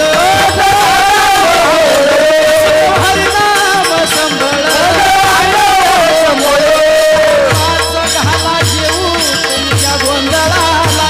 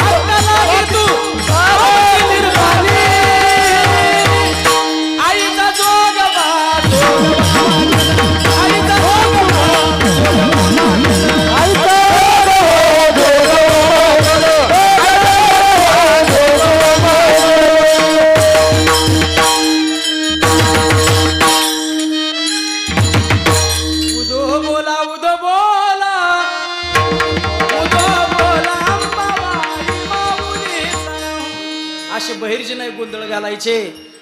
सगळी माहिती काढली. आईसाहेबांच्या समोर खाली मान उभे राहिले, घालून उभे राहिले. आईसाहेब वेळा फोडणं फार कठीण आहे. शिवाजी महाराजांच्या डोक्यात प्रकाशाला काही दिवसापूर्वी शिवाकाशीत नावाचा, नाभी समाजाचा शिवाकाशीत नावाचा सैनिक सहभागी झालाय. म्हणतात बाबा हुबेहूब तो आमच्यासारखा दिसतो. महाराजांनी शिवाकाशीतला निरोप धाडला. शिवाकाशीत महाराजांच्या पड्यात उभा राहिला. हे शिवा, आजपर्यंत आम्ही ऐकलं होतं तो हुबेहूब आमच्यासारखा दिसतोस. आज आम्हाला पाहिजे, तू खरंच आमच्यासारखा दिसतोस का? महाराजांनी स्वतःची वस्त्र परिधान करण्याकरता दिली. वस्त्र परिधान केली, डोक्यावरचा जिरे टोप काढला, शिवाकाशीदाच्या हातात दिला, जिरे टोप डोक्यावर चढवला आणि मिशीवर ताव देत शिवाकाशीद महाराजांच्या पड्यात उभा राहिला. राज राज राज दिसतो का नाही मी तुमच्यासारखा राज? महाराजांनी पाहिला, आश्चर्याचा धक्का बसला.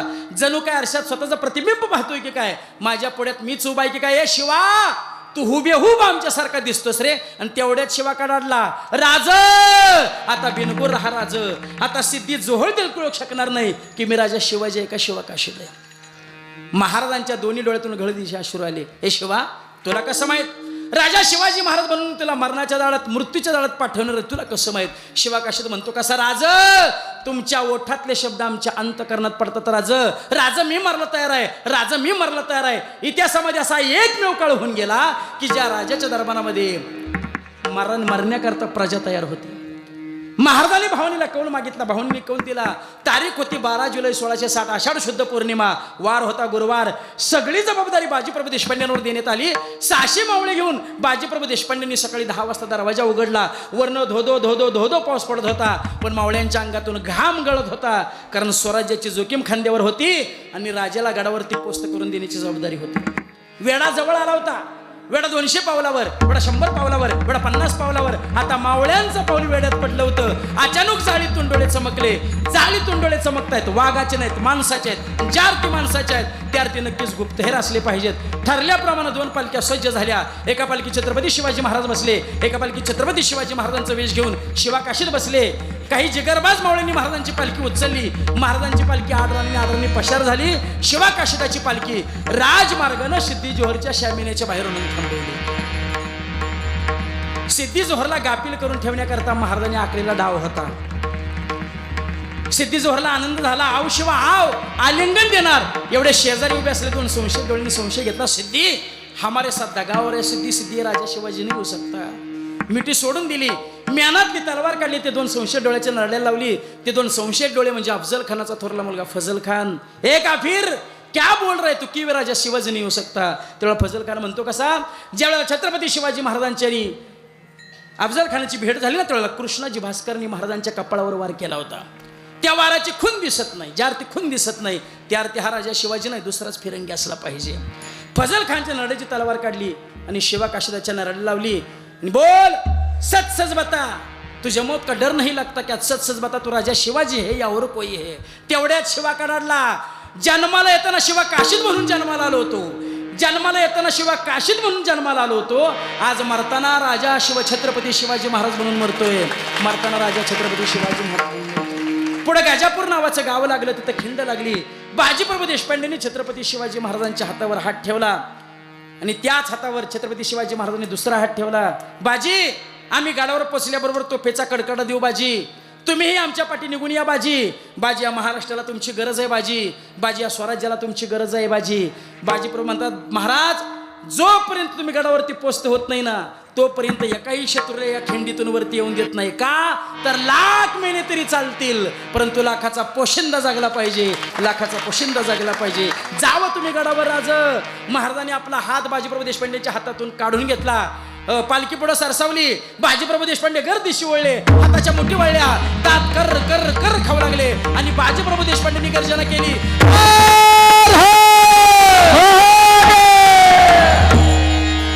कोडोलीकर, मी पाहिजे होतो तुमचा बाजी, तुम्ही पाहिजे होतं माझं मावळं. सिद्धी जोहरनी पोत्यात घालून धुलाई केली असती तुमची माझी सुद्धा. अरे, महाराष्ट्राच्या मातीमध्ये जन्मलेल्या प्रत्येक माणसाच्या मनगडात रग आणि काळजा धग पाहिजे.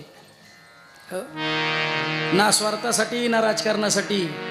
आमचा जीव तळमळतो फक्त या महाराष्ट्राच्या मातीसाठी. या महाराष्ट्राच्या मातीने भल्या भल्यांना या मातीत पुरलाय. या महाराष्ट्राच्या मातीमध्ये मी म्हणणाऱ्यांना मातीत पुरलं आहे. कट्यार सुद्धा घुसणार नाही एवढी कडक या मराठ्यांची छाती आहे. द्यायचा का पुन्हा आवाज? द्यायचा का पुन्हा आवाज? कुठे गेलं गावातलं शिवाजी? कुठे गेलं गावातलं शिवाजी? हे सगळ्या महिला मंडळ गावातलंच आहे का? एक प्रश्न विचारू का? ज्यांनी ज्यांनी आपला मुलगा कीर्तनाला आणलाय त्यांनी हात वर करा बरं.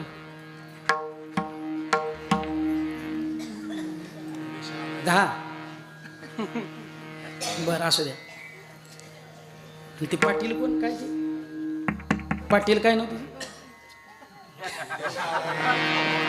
गौतमी पाटील असती तर तुम्हाला बसायला सुद्धा जागा राहिली नसती. ही अवस्था आहे सध्याच्या महाराष्ट्राची नाही का. ही अवस्था आहे. सोबत येऊन चला पोरांना ज्ञानेश्वरी मिळू द्या, त्यांना ज्ञानेश्वरी कळू द्या. वारकरी संप्रदाय दंतसंपदा वारकरी संप्रदाय तत्वज्ञान एवढं समर्थ आहे. हे ज्याच्याजवळ आहे ना मला वाटत नाही त्याला दुसऱ्याच्या दारात कटोरा घेऊन भीक मागायची गरज नाही. एवढं समर्थ वाङ्मय वारकरी संप्रदायाजवळ आहे. आपली पोरीकडे आली पाहिजेत. पोरांच्या हातात गीता गातात ज्ञानेश्वरी पडली पाहिजे. आपली पोरीकडे येत नाही त्याला घरातली कारणीभूत आहेत. एखादं जर पोरगा हरिपाटा टाळ घेऊन नाचायला लागलं ना आणि आमच्या सारख्यानं म्हणलं ना वा पोरगा चांगला आहे माळ घालताय का पोराचा आहे बाबा नाही अजून त्याला काही कळत नाही. अहो त्याला काय कळत नाही तरच त्याला माळ घाला. एकदा का त्याला कळायला लागलं की ती आपली काढील पण ती घालायचं नाही. काठी जोपर्यंत ओली आहे ना तोपर्यंतच ती वागते. एकदा का ती सुकली ना मोडेल परंतु वाकणार नाही. काही वेळेला असं ऐकायला मिळतं मुलगा चांगला आहे माळा घालते का न पोराचं खाय प्यायचं वय आहे. पोरगं खातंय कमी पेतही ज्यादा आणि लय प्यायला लागल्यावर आलायचं आमच्याकडं महाराज घाला माळ. मुलं इकडं आली पाहिजेत. आपल्या मुलांच्या हातात गीता गातात ज्ञानेश्वरी पडली पाहिजे. ही महाराष्ट्राची माते आहे.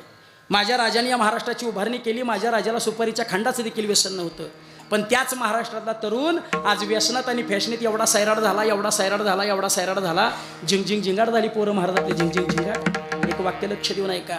सैराट बघून पळून जाण्याचं स्वप्न पाहू नका. सैराट बघून पळून जाण्याचं स्वप्न पाहू नका. स्वराज्य पाहून छत्रपती शिवाजी महाराज होण्याचं स्वप्न बघा. थोडीशी फाटेल नक्की फाटेल पण अभिमान मात्र नक्की वाटेल. देव देसन धर्मापायी प्राण घेतलं हाती शूरामी सरदार आम्हाला काय कुणाची भीती. देव देश धर्माकरता आपली पोरं उभी राहिली पाहिजे.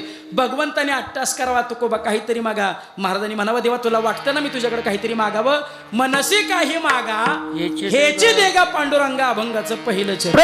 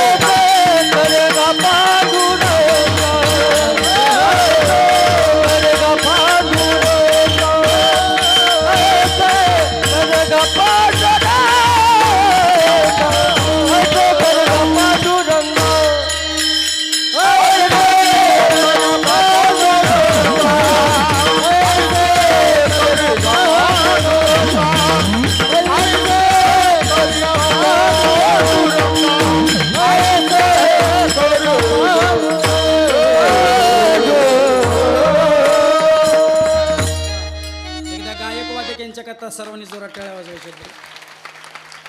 अभंगाच्या प्रथम चरणात जगद्गुरु तुकाराम महाराज पांडुरंग परमात्म्याकडे मागणी करतात. प्रपंच व सरो चित्त तुझे पाये मुरो. देवा माझं मन माझं चित्त प्रपंचातून निघू दे आणि ते तुझ्या चरणावर स्थिर राहू दे.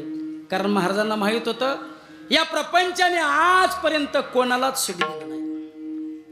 कोण असा माणूस आहे की प्रपंचाने ज्याला सुख दिलं?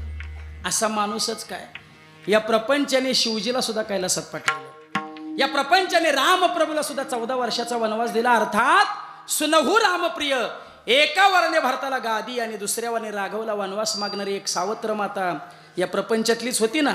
या प्रपंचातली एक माता, एक सावत्र माता आपल्या सावत्र मुला जर वनवासात पाठवत असेल, हा प्रपंच जर शिवजीला सुद्धा कैलासात पाठवत असेल, तर या प्रपंचापासून तुम्ही सुखाची अपेक्षा करू नका. आपलं संपूर्ण जीवन हे सुख भोगणे जातं का सुखाची आशा करणे जातं? सर्व सुखाची आशा जन्म गेला, क्षण एक मुक्ती यज्ञ नाही केला. हिंडता दिशाशी न पावला, माया वेष्टीला जीव मार. आपलं संपूर्ण जीवन सुखाची आशा करण्यामध्ये निघून जातं. जीवनामध्ये एक दिवस असा येतो आशा करणारा निघून जातो, आशा मात्र तशीच्या तशी शिल्लक राहते. याचा अर्थ असा भोगता नष्ट होतो आणि भोग शिल्लक राहतो. तुम्हाला पुरणपोळी नावाचा पदार्थ माहिती आहे का? पुरणपोळी माहिती आहे का? कधीपासून माहिती आहे? पुरणपोळी कधीपासून माहिती? जन्मल्यापासून. म्हणजे तुम्ही जन्मायच्या आधी पुरणपोळी नव्हती का? होती. म्हणजे तुमच्या कोडलीतली बरीच पुरणपोळी खाणारी लोक मरून गेली. लोक मरून गेली, पुरणपोळी अजून शिल्लक आहे. कशासाठी? राहिलेल्यांना मारायसाठी. याचा अर्थ असा भोगता नष्ट होतो आणि भोग शिल्लक राहतो. प्रवास करत असताना चारी बाजूला रस्ते फुटले. कोणत्या दिशेनं प्रवास करावा कळत नव्हतं. रस्त्याच्या कडेला 70-75 वर्षाचे आजोबा उभे होते. बाबांना विचारलं, बाबा हा रस्ता कुठं जातो? बाबा म्हणले, महाराज 75 वर्षाचं माझं आयुष्य आहे. 75 वर्ष झालं मी पाहतोय हा रस्ता इथंच आहे, कुठंच जात नाही. बरीच लोक या रस्त्याने गेली, लोक गेली, रस्ता. याचा अर्थ असा भोगता नष्ट होतो आणि भोग शिल्लक राहतो. या प्रपंचाने आजपर्यंत कोणाला सुख दिलं नाही. कारण या प्रपंचाची सुरुवातच कशा नाही?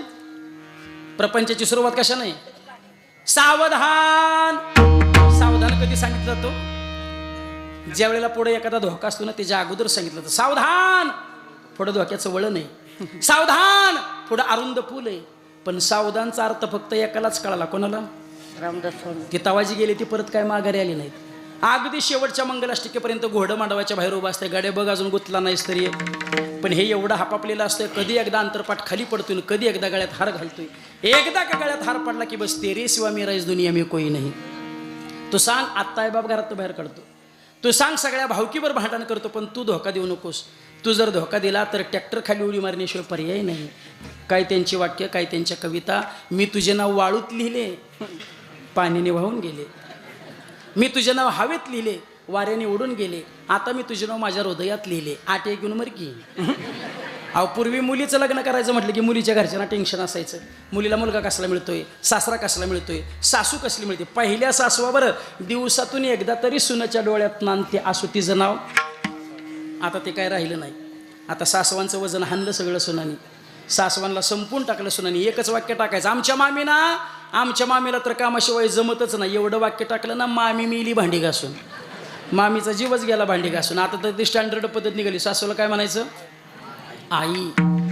हा. आता सासू जर हिची आई तर त्या आईचा मुलगा हिचा कोण? आई म्हणायला आमचा विरोध नाही. आई खुशाल म्हणा, पण मरेपर्यंत एकदा सुद्धा त्या आईच्या डोळ्यातून अश्रू आणू नका तर आई म्हणा. 1 वर्ष आई म्हणायचं आणि दुसऱ्या वर्षात वाटून खायचं. मग कशाला आई म्हणायचं?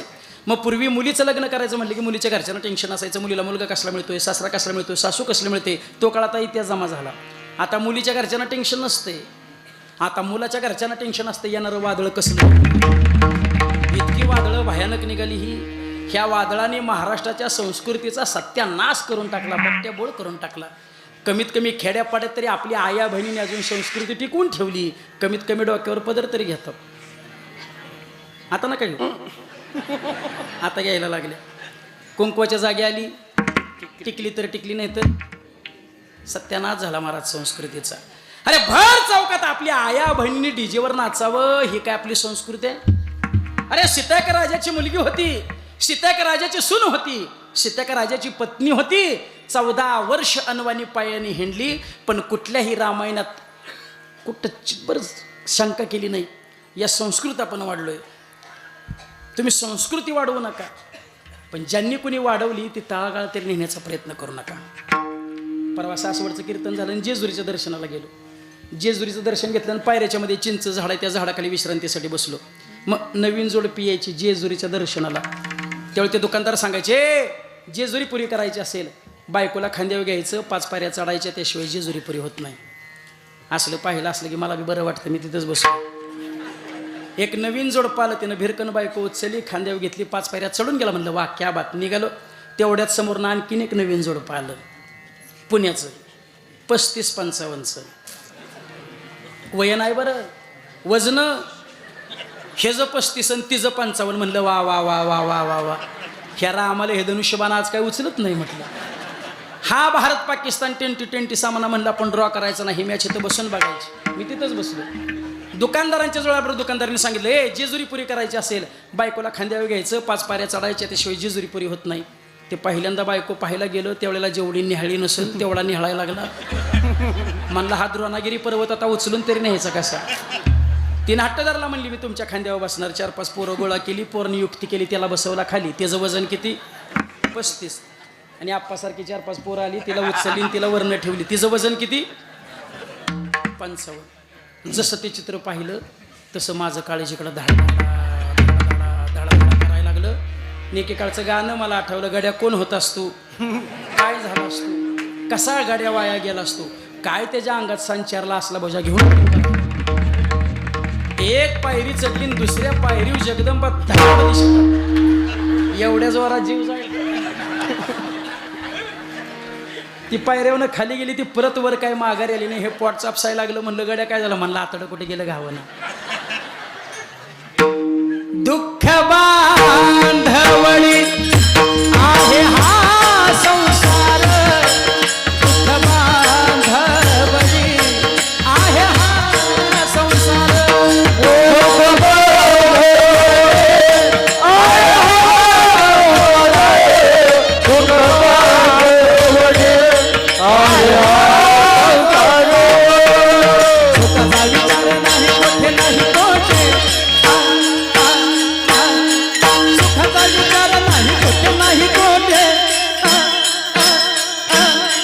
सुखाचा विचार नाही कोठे नाही सुखाचा विचार नाही कोठे नाही दुःख बांधवळी आहे हा संसार, दुःख बांधवळी आहे हा संसार, दुःख बांधवळी आहे हा संसार, दुःख बांधवळी आहे हा संसार. सुखाचा विचार नाही कोठे नाही कोठे नाही विचार नाही कोठे नाही कोठे नाही कोठे दुःख बांधवळी आहे दुःख बांधवळी आहे दुःख बांधवळी आहे दुःख बांधवळी आहे.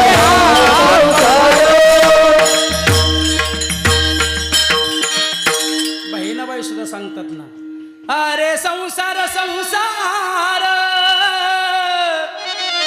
जसा तवा चुल्यावर, आधी हाताला चटके मग मिळते भाकर. अरे संसार संसार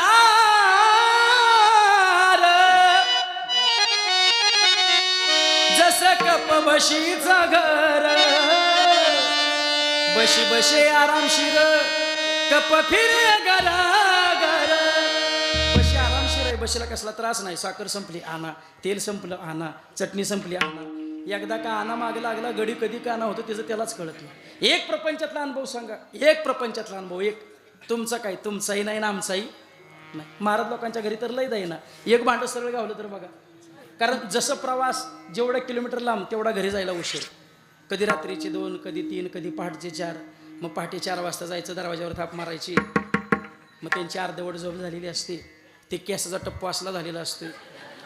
मारद्या झोपत दार उघडल्यानंतर ते काय गात्यातला अभंग म्हणत येते त्याला वय सुंदर ते ध्यान पेटावलं काय तोडावलं काय धर काय निघाला काय काय कोणी ऐकून घ्यावं लागतं. आणि दार उघडल्यावर पहिलं वाक्य असतंय नवं झालं का फिरून आता फिरायला आलो आम्ही इकडं. आणि दुसरं वाक्य टाकलं तरी एवढंच असतंय नवं किती दिली नाही एवढ्यासाठी व एवढी फिरी. एक अनुभव सुखाचा सांगा. एक दोघं नवरा बायको शेतामध्ये भरपूर काम करायचे. मग जेवढं काम करायचं ना तेवढंच खायचे. दोघात 10 भाकरी लागायच्या. ह्याला 5 भाकरी तिला 5 भाकरी कोडलीचे होते ना. एक दिवस शेतामध्ये भरपूर काम केलं घरी आले भाकरीला पीठ पडलं कमी भाकरी झाल्या 5. आता वाटण्या कशा करायच्या तो म्हणला काय नाही मी 3 खाणार तू 2 खायच्या. ती म्हणली तसलं बंद झालं म्हणली 50% आरक्षण मंजूर झालं म्हणली मला. मी 3 खाणार आणि तुम्ही 2 खायच्या. एका ताटात 3 भाकरी एका ताटात 2 भाकरी. हा म्हणे मी 3 खाणार ती म्हणे मी 3 खाणार. तिनं पर्याय काढला म्हणली कारभारी या क्षणापासून जो कोण पहिल्यांदा बोलल त्यानं 2 भाकरी खायच्या नंतर बोलल त्यानं 3 भाकरी खायच्या. म्हणजे पहिल्यांदा बोलावं तर भाकरी किती खायला लागणार. रात्रीचे 2 वाजले तरी दोघातलं कोणी बोलायला तयार नाही. रात्रीच्या 2 वाजता हा या जागेवर दोघं आडवी झाली आणि दोघांच्या गाढ झोपा लागल्या. आता रोज सकाळी 7ला उठून शेतामध्ये जाणार हे कुटुंब आज 10 वाजले तरी ह्यांच्या घरचं दार उघडलं नाही. आसपासचे लोक हाका मारू लागले रामभाऊ ओ रामभाऊ. रामभाऊला हाका ऐकायला येत होती पण बोलावं तर भाकरी किती खायला लागणार. दुसरा दिवस उगवलाय बरं. ती म्हणे ती आवाज देतील तो म्हणे ती आवाज देईल. आता एवढ्या हाका मारून सुद्धा आतली लोक उठत नाहीत. त्या आरती बाहेरच्या लोकांचा समज झाला आत काहीतरी घडलेलं. 4-5 पोरं आप्पासारखी गोळा केली. आप्पाचं नाव काय हसाय काय लागला तुम्हाला काय माझ्या गावचा आप्पा आहे म्हणजे मी आप्पाचंच नाव घ्यायला ना. मग त्यांनी दरवाजावर लाता मारल्या. दरवाजा मोडून सगळी घरात शिरली. महिला मंडळ आहो वहिनी आहो वहिनी आहो वहिनी. पुरुष मंडळी आहो रामभाऊ. सगळं दिसतंय सगळं कळतंय पण बोलावं तर भाकरी किती खायला लागणार. आता एवढ्या विनवण्या करून ही लोक उठत नाहीत. जेवणाची पात्र तशीच पडले. त्यार्थी लोकांचा समज झाला म्हणजे ह्यांचं काम. सगळ्या पाहुण्यारावळ्याला फोन केलं. सगळी भावकी गोळा झाली. सगळी भावकी तयारीला लागली. सगळी भावकी तेवढ्यावरच असती म्हणजे तयारी करायला. एक वयोवृद्ध बाबा म्हणले डबल तिरडीच्या भानगडीत पडू नका एका तिरडी 2 घ्या म्हणे. नवरा बायकोला एका क्षणा मृत्यूनं म्हणजे काय वाट किती सोपी गोष्ट आहे का म्हणे. 2 एका तिरडीव घ्या म्हणे. 2 एका तिरडीव घेतली. चौघाने खांदं दिलं. एकाने गाडगं धरलं. अंत्ययात्रा स्मशानभूमीकडे निघाली. ह्यानं विचार केला म्हणला 2 भाकरीसाठी सरनाव जायची वेळ आली म्हणला कवा तरी बोललंच पाहिजे की. पण हा बोलला नाही. त्यानं काय केलं चालू अंत्ययात्रेत बायकोच्या मांडीला मोठ्याने घेतला चिमोटा. पण हे सुद्धा जात एवढी अवकाळ जातीने एवढ्या मोठ्याने घेतलेला चिमोटा सोसला. बोलावं तर भाकरी किती खायला लागणार. 2 भाकरीसाठी जातीने एवढ्या मोठ्याने घेतलेला चिमोटा सोसला. पण चिमोटा एवढा मोठ्याने घेतला होता तोंडात नाही आवाज आला पण चिमोटा एवढा मोठ्याने घेतला. चालू अंत्ययात्रेत प्रेत ताडकन उठून बसलं. जसं चालू अंत्ययात्रेत उठून बसलं हे पाहिलं कोणी. गाडगं धरणाऱ्यांनी मागं बघायचं नाही. खांद करायला दाद नाही. प्रेत झोपलंय का उठले डबल होतं ना. जसं चालू अंत्ययात्रेत प्रेत उठून बसलं तसं पाठीमागं पाहुणी रावळी भावकी जिकडं वाट मिळत तिकडं पळायला लागली. कोणी ह्या घरात कोणी त्या बोळात गंजीत लोक दडून बसली. आता माणसं किती राहिली 5. अंत्ययात्रा स्मशानभूमीत आली. ते 4 प्रेत खाली ठेवणार एवढ्यात तिच्या डोक्यात प्रकाश पडला. कुठे गेल्यावर स्मशानात गेल्यावर तिच्या डोक्यात प्रकाश पडला. म्हणजे कसला कासना पती हा परमेश्वर आहे. नाही त्याच्यासाठी करायचं तर कोणासाठी करायचं. नाही त्यानं कमीपणा घेतला तर आपण कमीपणा घेऊ. त्याच्यासाठी नाही करायचं तर कोणासाठी करायचं. कुठे गेल्यावर स्मशानात गेल्यावर. आणि ते स्मशानात प्रेत मोठ्याने आरडायला लागलं कारभारी तुम्ही खातील मी खाते 2. माणसं किती राहिली होती. माणसांना वाटलं आपल्याच खाण्याचा कार्यक्रम चालला आहे. आणि दुःखे सांगू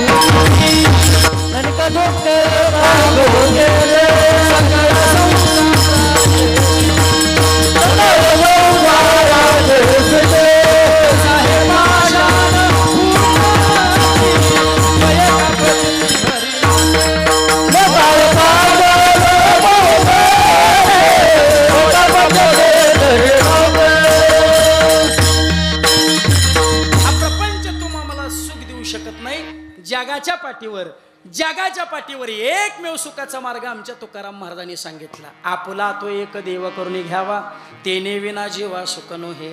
मग देव आपलासा करण्याकरता काय करावं लागेल. गीतेमध्ये भगवान सांगतात तू म्हणे हे मीची करी माझी भजनी प्रेमधरी सर्वत्र नमस्कारी मजे का. त्या अर्जुना मन मला अर्पण कर बुद्धी मला अर्पण कर माझाच भक्त हो आणि मलाच नमस्कार कर. देवालाही माहिती आहे परमार्थ जर फलद्रूप करायचा असेल तर तो मनाने केला पाहिजे. आणि एकदा का मनाने परमार्थ केला याचं काय होतं सांगतो ऐका. तुम्ही माशी पाहिली का. माशी बोला बोला म्हणजे 10 मिनिटात संपवतो. आज जागर आहे, थोडासा उशीर झाला तरी चालतोय नाही का. माशी पाहिली का? माशी माणसाच्या अंगावर बसते का? बोला बोला लवकर. माणसाच्या अंगावर माशी बसत नाही, बसते. जनावराच्या अंगावर, हार्मोनियमवर, पकवाजावर, जिलेबीवर, पेड्यावर, बर्फीवर, वडापाववर, विस्तवावर जागे आहे का? बसलीच तर उठतच नाही. तसं मन देवाकडे जात नाही, जात नाही, जात नाही.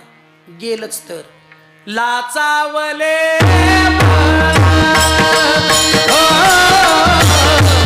लाचावले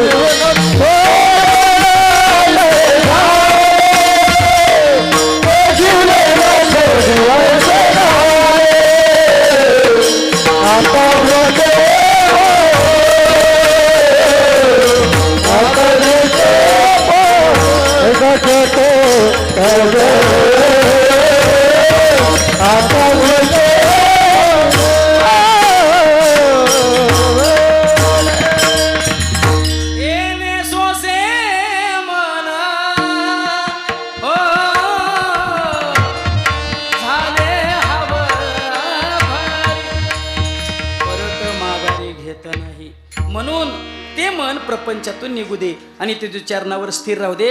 कारण पांडुरंग परमात्म्याच्या 3 गोष्टीत फार मोठी ताकद आहे, फार मोठी ताकद आहे. कोणकोणत्या? एक त्याच्या नामात, एक त्याच्या रूपात, एक त्याच्या चरणात. नामात किती ताकद आहे. घेता नाम विठोबाचे रवत जळती पापाचे. नाम चांगले चांगले माझे कंठी राहो भले, कपी कुळ उद्धरेले मुक्त केले राक्षस. त्याच्या रूपात किती ताकद आहे. त्याचं रूप पाहिल्याबरोबर आमच्या ज्ञानोबरासारख्याला समाधान होते. रूप पाहता लोचनी सुख झाले ओ साजे. त्याच्या पायात किती ताकद आहे. आता कोटे धावे मन तुझे चरण घेतल्या. म्हणून चित्त तुझे पायी मुरो. एकदा का माझं चित्त तुझ्या चरणावर स्थिर झालं, आता माझ्याकडून शुद्ध भावपूर्ण भक्ती करून घे. ऐसे करिगा पांडुरंगा शुद्ध रंग भावे रंगा विठोबा.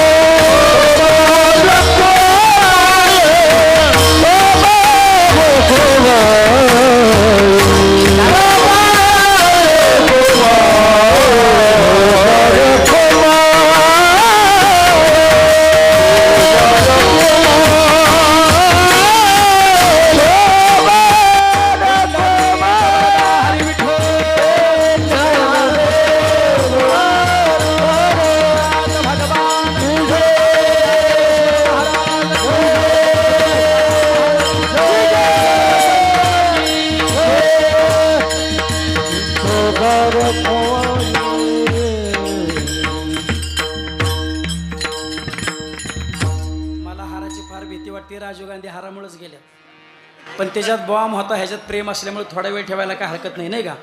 5 वेळा ओरडून सांगितलं टाळी वाजवा, टाळी वाजवा, टाळी वाजवा. काही जणांनी टाळी वाजवायला सुरुवात केलं आणि मध्येच बंद केलं. काही जणांनी पाठीमागं तर धक्का सुद्धा लागून घेतला नाही. ती म्हणत असतील तू किती बी कर वटवट, आम्ही निबरगट ती निबरगट. एवढी लोकांनी बरगट जातील, एवढी लोकांनी बरगट झालीत. अमरलक्ष्मीच्या बाजारात एक आजीबाई पिरू खायला बसली. पिरू एक पोरगा आलं, आजीच्या नजर चुकीनं पिरू चला खिशात घातलं आणि चुरून घेऊन निघालं. आजीनं ओळखलं पोरगा पिरू चुरून घेऊन निघालाय. आजीबाई भर बाजारात त्या पोराच्या पाठी गेली, भर बाजारात त्याचं छताड धरलं, पायातली चप्पल काढली, इतका मारला, चप्पलीचे 2 तुकडे झाले, मग त्याला सोडला. आमचे तात्या सावंत तिथं होते. तात्या सावंत म्हणले गाड्या 5 रुपयाचा पिरू, आणि 5 रुपयाच्या पेरवासाठी भर समाजात इज्जत घालवायची काय गरज होती का? ते म्हणलं हो, आपलं काय गेलंय म्हणलं, तिची चप्पल तुटली म्हणलं. इतकी लोकांनी बरगड झालेत. कीर्तनात मी टाळी वाजवत चला सर्वांनी दोन्ही हात वर करा. हो टाळी वाजवा सांगितली का? लय रिच आहे. सर्वांनी हात वर करा, गोड भजन करू. आज आपण कुठे? पंढरपूरमध्ये. आज पंढरपूरची काय आहे? यात्रा. आज एकादशी. सर्वांनी गोड भजन करू. विठ्ठल माझा माझा माझा माझा माझा, विठ्ठल माझा मी विठ्ठलाचा.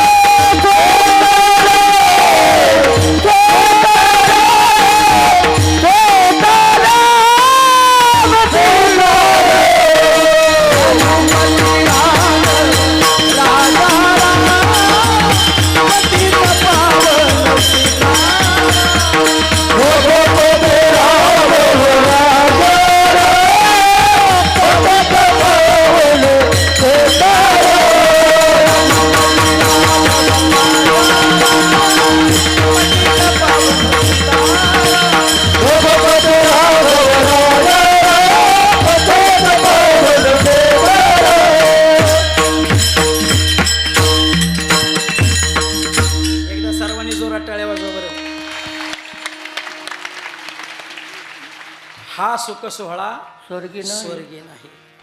महाराज म्हणतात आता माझ्याकडून शुद्ध भावपूर्ण भक्ती करून घे. म्हणजे महाराजांचा चाललेला परमार्थ भावपूर्ण नव्हता का? होता, पण तो सुद्धा परमार्थ महाराजांना बरोबरच वाटत होता. नाहीतर तुकाराम महाराजांचा परमार्थ ते येड्या गाबाळ्याचे. त्या काळात बरीच लोक तुकोबऱ्यांच्या नावावर आणि तुकोबऱ्यांच्या जीवावर जगली. कुटुंबाने एखाद्या घरात काम सांगितलं ना, ओ जनावरांसाठी थोडी वैर ना, ते म्हणायचे मला काम सांगू नको, नाहीतर भांडराव जाणून तुकाराम होईल. बिचारा महिला घाबरायच्या, म्हणायच्या काडीचं काम करू नका, पण तुकाराम होण्याच्या भानगडीत तिच्या वाट्याला ती माझ्या वाट्याला नको, कसलंच काम करू नका, पण तुकाराम होण्याच्या भानगडीत पडू नका. बरीच लोक तुकोबरांच्या जीवावर तुकोबरांच्या नावावर जगली. एक महिला महाराजाकडे गेली, महाराजांना गारानं सांगितलं. मग महाराज म्हणजे म्हणतात ना तुकाराम व्हायचे, उद्याच्यालाच पाठवून द्या. तिनं आदल्या दिवशी कपड्याची त्याची बॅग भरून ठेवली. दुसऱ्या दिवशी सकाळी लवकर उठवलं, पाण्याची घागर भरून आणा. ते म्हणले मला काम सांगू नको, नाही तर भांडरे जण तुकाराम होईल. बॅग भरली होती, गाळ्यात अडकलून घरातनं बाहेर काढलं. चल बाहेर म्हणले. जोपर्यंत तुकाराम महाराज होत नाही तोपर्यंत घरी यायचं नाही. ते म्हणलं बघ भांडऱ्यावर राहीन, कुठेही खाईन, घरी येणार नाही, तुकाराम होऊन राहीन. ती म्हणली तुकाराम महाराज झाल्याशिवाय घरातच घेणार नाही. दिला हाकलून. उपाशी पोटी हाकलून दिलं तर 12-1 वाजता भांडार डोंगरावर पोचलं. महाराजांना साष्टांग दंडवत घातला. महाराजांनी विचारलं कसं काय येणं केलंय, काय म्हणलं आता तुमच्याबरोबर राहणार आहे. महाराज म्हणले जमल का तुला. ते म्हणलं तुम्हाला जमते मला जमना का म्हणे. काय हरकत नाही म्हणे. 2-3 वाजले, 4 वाजले, 5 वाजले, पोटात कावळं रडायला लागलं. उपाशी पोटी हाकलून दिलं होतं. महाराज म्हणले, ते महाराजांच्या जवळ गेलं आणि म्हणलं महाराज भोजनाची काय व्यवस्था. महाराज म्हणले जेवायला आहे सुईत, मीच उपाशी, तुला काय, मला कधी घरनं डबा येईल तेव्हा मी जेवणार, तुला काय खायला घालू. महाराजांच्या पत्नीसारखी माय माऊल्यात जगात शोधून सापडायची नाही. जगात जोपर्यंत महाराजांना जीव घालत नव्हती तोपर्यंत स्वतः जेवत नव्हती. जोपर्यंत महाराजांना जीव घालत नव्हती तोपर्यंत स्वतः जेवत नव्हती. आपली स्वयंपाक करता करता 1.5 चपाती हाणती. आपली लोय डोंगरावर गेल्यावर मागणं डबा घेऊन मुरुम खा म्हणील डोंगराचा तिकडे. पण तयाची ते कांता तयाचं सारी खी. महाराज म्हणले माझा डबा आला. आता म्हणजे काहीतरी डबा आला, माझं जेवण झालं, आता तुला कुठलं जेवण घालू. नाही म्हणजे काहीतरी व्यवस्था. महाराज म्हणले काहीतरी व्यवस्था होईल. लिंबाच्या झाडाखाली नेला. लिंबाचा पाला सरा वाढला, गुडघ्यावडा ढेग लावला. महाराज अलीकडे बसले, त्याला पलीकडे बसवलं. महाराजांनी सुरुवात केली लिंबाच्या पाल्यावर. वदनी कवळा घेता घे मुटके टाक तोंडात, घे मुटके टाक तोंडात. महाराजांनी अर्धा ढेग हाणला. हे म्हणलं बघावं तर लिंबाचं पाणी किती गोड लागतं म्हणून एक पान तोंडात टाकलं. भाडा उलटे केले. म्हणलं उपाशी मरीन पण असलं खाणार नाही. महाराजांचं मात्र येतेचे भोजन झालं. भांडार डोंगरावर काडक्याची थंडीचे दिवस. ते महाराजांजवळ गेलं. महाराज अंगावर घ्यायला का तो घोंगड मिळेल का. महाराज म्हणजे झोपायला सु इथं झोपायचं नसतंय. रात्रंदिनी आम्हा युद्धाचं प्रसंग, रात्रंदिवस भजन करायचं. म्हणजे थंडी वाजते ना, घालवतो ना तुझी थंडी, काढ कपडे. महाराजांनी त्याला कपडे काढायला लावली, उड्या मारायला लावल्या, टाळ्या वाजवायला लावल्या. पहाटे 4 पर्यंत गाड्यानं कड मारला. 4 वाजता या स्थितीत येऊन थांबला. महाराजांनी विचारलं काय झालं गाड्या. म्हणला थंडीनं आकडा झाला, हाताला हातच मिळाला. महाराज म्हणले असं वय घालत तुझी थंडी. दारला हाताला नसल्या पहाटे नदीला आंघोळीला नेला. महाराजांना काय कपडे काढली की स्नानाला सुरुवात. भक्ता येसे जाना किंवा ते वर्त दिसती देही दे देही ना माझ्या ठाई. आणि मी तयांच्या हृदयी विरक्त असो ऐसा कोठे आठवची नाही देहीच विदेही भोगदशा. महाराजांनी स्नान करायला गेले. हे म्हणलं बागावं तरी पाणी किती गरम लागते म्हणून घालताना करंगळी सरळ घातली, बाहेर काढताना एवढीच वाकडी काढली. म्हणला करंगळीची जर अवस्था तर या देहाचं कसं व्हायचं. हे नदीच्या भोवतानं फिरू लागलं. महाराज स्नान करून आले आणि महाराजांनी हळूच पाठीमागनं ढकलून दिलं. जाताना सरळ गेलं, बाहेर येताना एवढंच वाकत आलं. कपड्याची वळकटी बगलत मारली. तिथनं जी पळत सुटली त्यानं गरज गाठलं. हे दार उघड. ती म्हणली कोण आहे. म्हणली एका दिवसात विसरलीस का काय. म्हणे मी आई दार उघड. ती म्हणली घरात घेणार नाही. जोपर्यंत तुकाराम महाराज होत नाही तोपर्यंत घरी यायचं नाही. ते म्हणलं असं करू नको, ते येड्या गाबाळ्याचे, मला घरात घे. ती म्हणली घेणार नाही. जोपर्यंत तुकाराम महाराज होत नाही तोपर्यंत घरात घेणार नाही. ती म्हणलं असं करू नको, मला घरात घे. उद्यापासून दोघांचा स्वयंपाक मीच करतो पण मला घरात घे. उद्यापासून दोघांचं धुणं मीच धुतो पण मला घरात घे. हा महाराजांचा परमार्थ होता. पण तो सुद्धा परमार्थ महाराजांना वरवरचा वाटत होता. तो का म्हणे नको घ्यावी माझी सेवा भाव शुद्ध का तर प्रेमाविन भजन नाकाविन मोती अर्थाविन पोथी वाचू नये. रात्रंदिवस भगवंताचं भजन केलं आणि त्या भजनामध्ये जर प्रेम नसेल तर त्या भजनाला काडी मात्र किंमत नाही. का गिरधर लाल तो भाव का राग कलीन बहु जानत तुका. गिरधर लाल तो भाव का भूका. म्हणून त्याच प्रेमाने महाराज सांगतात माझ्याकडून शुद्ध भावपूर्ण भक्ती करून घे. आता पुरेपुरे आता नको नाही पुरेपुरे कीर्तन पुसावा करा वाजून पुरेपुरे आता नको दुजी ह्याची सत्ता. आता दुसऱ्या कोणाच्या सत्तेत राहायचं नाही. सत्ता अनेक आहेत. आस लाज भय काम क्रोध चिंता. महाराज तोडावा संबंध यांचा माझा. कारण विषय माणसाच्या पाठीमागे धावत नाहीत, माणसं विषयाच्या पाठीमागे धावतात. उंदीर पकडायला पिंजरा ठेवला तर पिंजरा उंदरा मागे धावत नाही. उंदीर मात्र पिंजऱ्यात अडकल्याशिवाय राहत नाही. मासे पकडायला गळ पाण्यात टाकला मग गळ माशा मागे धावत नाही. मासा मात्र गळात अडकल्याशिवाय राहत नाही. जीवाचा स्वभाव असा आहे, जीवाला गोड आवडत नाही आणि जीवाला जे आवडतं ते गोड असू शकत नाही. विषयांचा पडीपाडू गोड परमार्थ लागेल कडू कडू विषय तो गोड जीवाशी झाला. जावई बापू पाहुणे आले. सासरे बापू नाक्यावर मंडईत गेले. 1400 रुपये एक डझन हापूसचे आंबे आणले, 1400 रुपयाचे एक डझन हापूसचे आंबे आणले. सासूबाईने छान आंब्याचा रस केला, पात्र वाढली. जावई बाबा पात्र येऊन बसले, पण जसा पात्रात आंब्याचा रस पाहिला जावयानं गर्दिशी तोंड फिरवलं. म्हणला कळायला पाहिजे होता, आज रविवार होता. आंब्याचा रस गोड होता, जावयाला आवडत नव्हता. आणि जावयाला जे आवडत होतं ते गोड असू शकत नाही. काय खावं हे सुद्धा आपल्याला कळत नाही. विंचू पाहिलाय का? विंचू पाहिलाय का? नाही, जवळ घेऊन पाहिलाय का? जवळ घेऊन कोणी पाहिलं असेल त्यालाच माहिती विंचू काय, त्याच्या वेदना काय. एकदा का त्यानं नांगी मारली तर दिवसभर काय सुचत नाही. अगदी 10 गडी काठी घेऊन त्याच्या पाठी लागले तरी ते 10 गड्यांना विंचू घाबरत नाही, एवढा विषारी विंचू आहे. पण एवढा विषारी विंचू जो 10 गड्यांना घाबरत नाही, अशा विंचवानं एखाद्या पाल पाहिली, पालनं जर विंचू पाहिला तर 10 गड्यांना जो विंचू घाबरत नाही, पाल पाहिल्याबरोबर नांगी खाली टाकून पळत सुटतो. विंचवानं कितीही पळू द्याव, पाल ते विंचवाला सोडत नाही. एवढा विषारी विंचू पाल खाते, पाल पचवते, मग पाल किती विषारी असेल. मग एवढी डबल विषारी असणारी पाल एखाद्या वेळेस कधी कोंबडीच्या तडक्यात घावली ना, कोंबडी त्या पालाला सोडत नाही. एवढी डबल विषारी असणारी पाल कोंबडी खाते, कोंबडी पचवते, मग कोंबडी किती विषारी असेल. आता पुढचं बोलूच का?